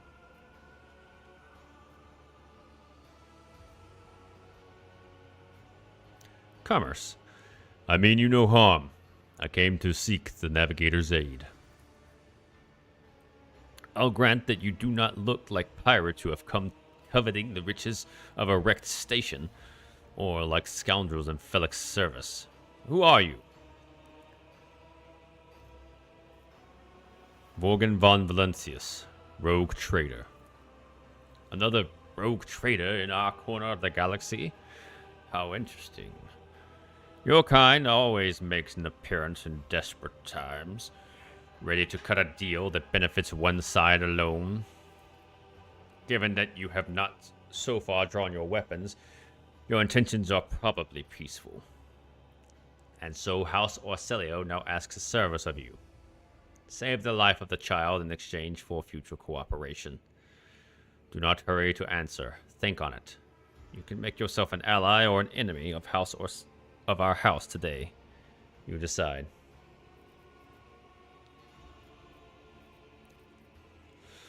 What curse has taken hold of everyone in this room? The abbot frowns. Frowns. He frowns, everyone. He's frowning. Theobald frowns. Curse? You do not understand the sacred gift given to our child. When the child is sad, we all weep. When the child smiles, we all laugh giddily. And if the child wants blood, the world turns crimson. The child's will is the will of the great Tisiphone. For she is the heir of House Orselio. And they call me dangerous with my witchcraft. Adira mutters under her breath. You look frightening. The fish eyes look at you with unwavering dignity.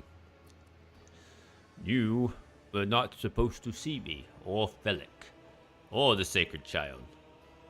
Navigators are highly paid for their royal service to the Imperium, according to his will. No one would dare judge the guides of humanity, the chosen of the galactic sovereign himself.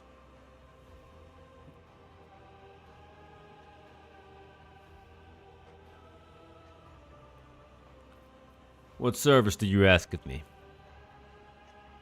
Hope glimmers in the navigator's milky eyes. Save the sacred child. Save the sacred child. Take her away from this station. I fear I do not have long left. A bluish rivulet tickles down the old man's chin, and he wipes the mutated blood brusquely away from with his sleeve. You glimpse strange burns covering his flesh under his clothing. The slightest movement must be causing him unbearable pain. Save the child, and deliver her safely to Regent Aranto, acting head of House Orsello, and the Cronus Expanse. Rest assured that the reward will be worth your effort. I know we came here for a navigator, but everything we've seen, I've got some reservations about this girl. Argenta looks at Cassia, and a painful furrow appears on her brow.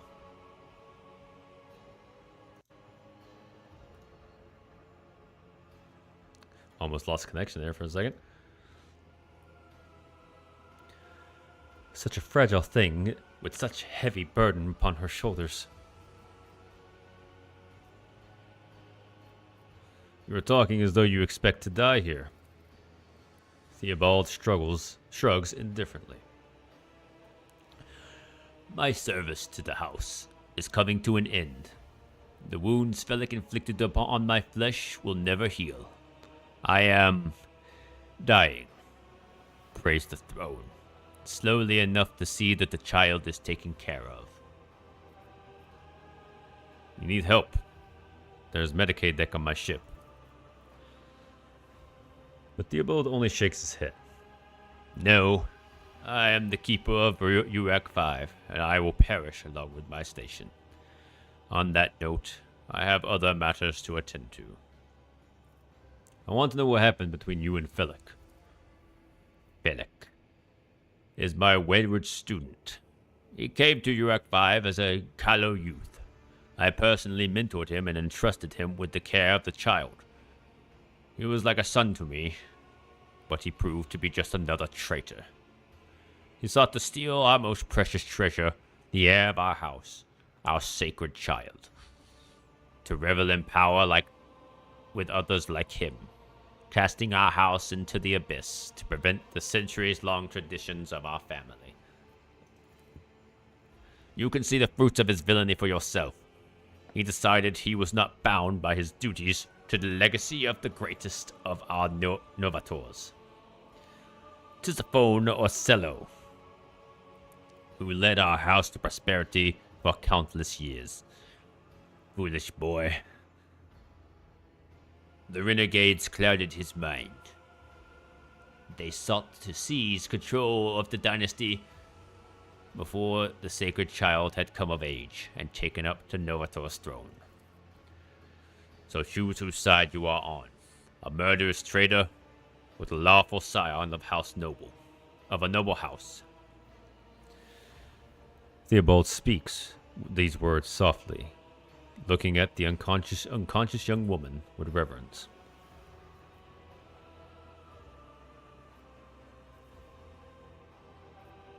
I think I know everything I need to know. Is that so?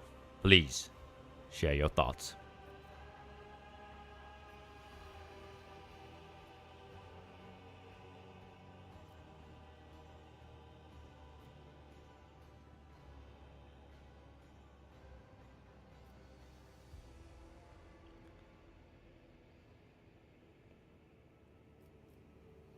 I already know Felix is a traitor and he lied to me already. This guy is ready to die, so it won't matter. Felix is a true monster. Let us do away with him together. Theobald dips his head in favor of the proposition. Allies are always welcome, even temporary ones. I will revive the child. Do not be alarmed. The power of Horse Ocello's heir will help us destroy our enemies and shield us from Felix Navigator forces. But you, rest for a time before the battle. Kill Felix.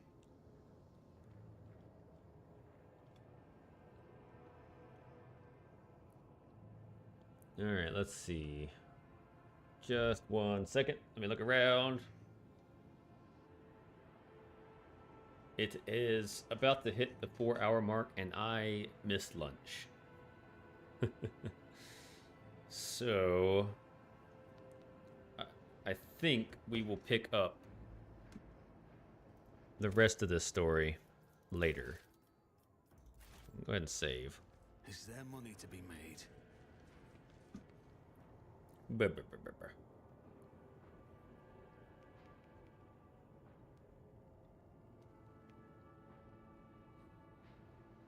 Exactly who I'm going to go after too. But yes, I hope you guys have fun. I'm glad that my mic actually worked for this entire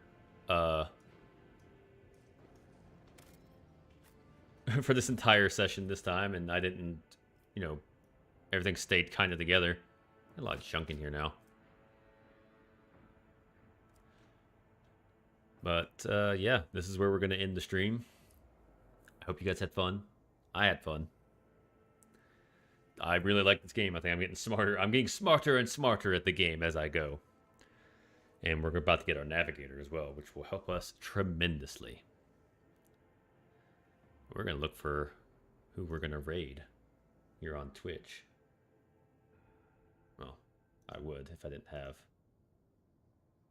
absolutely no one in here. Hey, what can you do?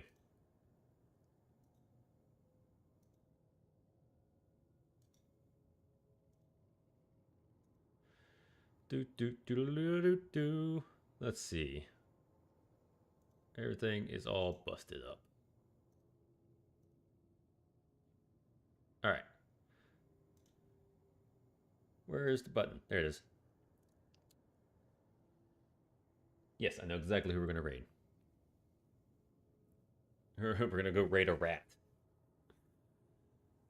But again, thank you guys for watching. I hope you had fun on this little bonus stream for Monday as I'm snowed in.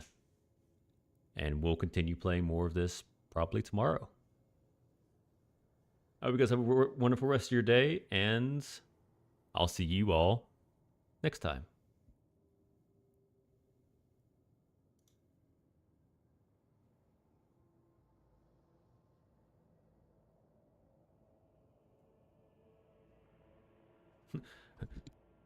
Bye-bye.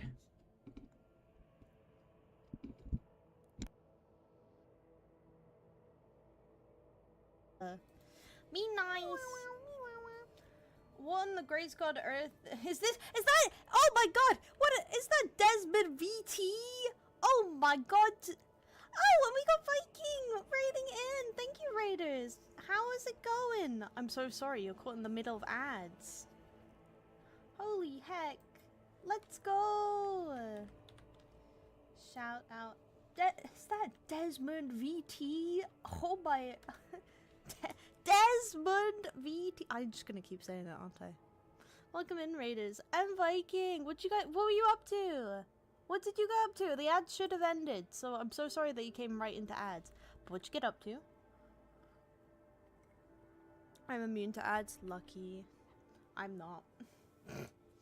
Even when I was watching Critical Role with a friend, because I don't have an ad blocker, they're like, rat. Small, please get an ad blocker. I'm like, no. I hope you're ready to rise and shine, earth sign. Oh yeah, I'm gonna have that all the time. Hi, Olivia. It feels weird saying that. How's it going? We need to catch up soon.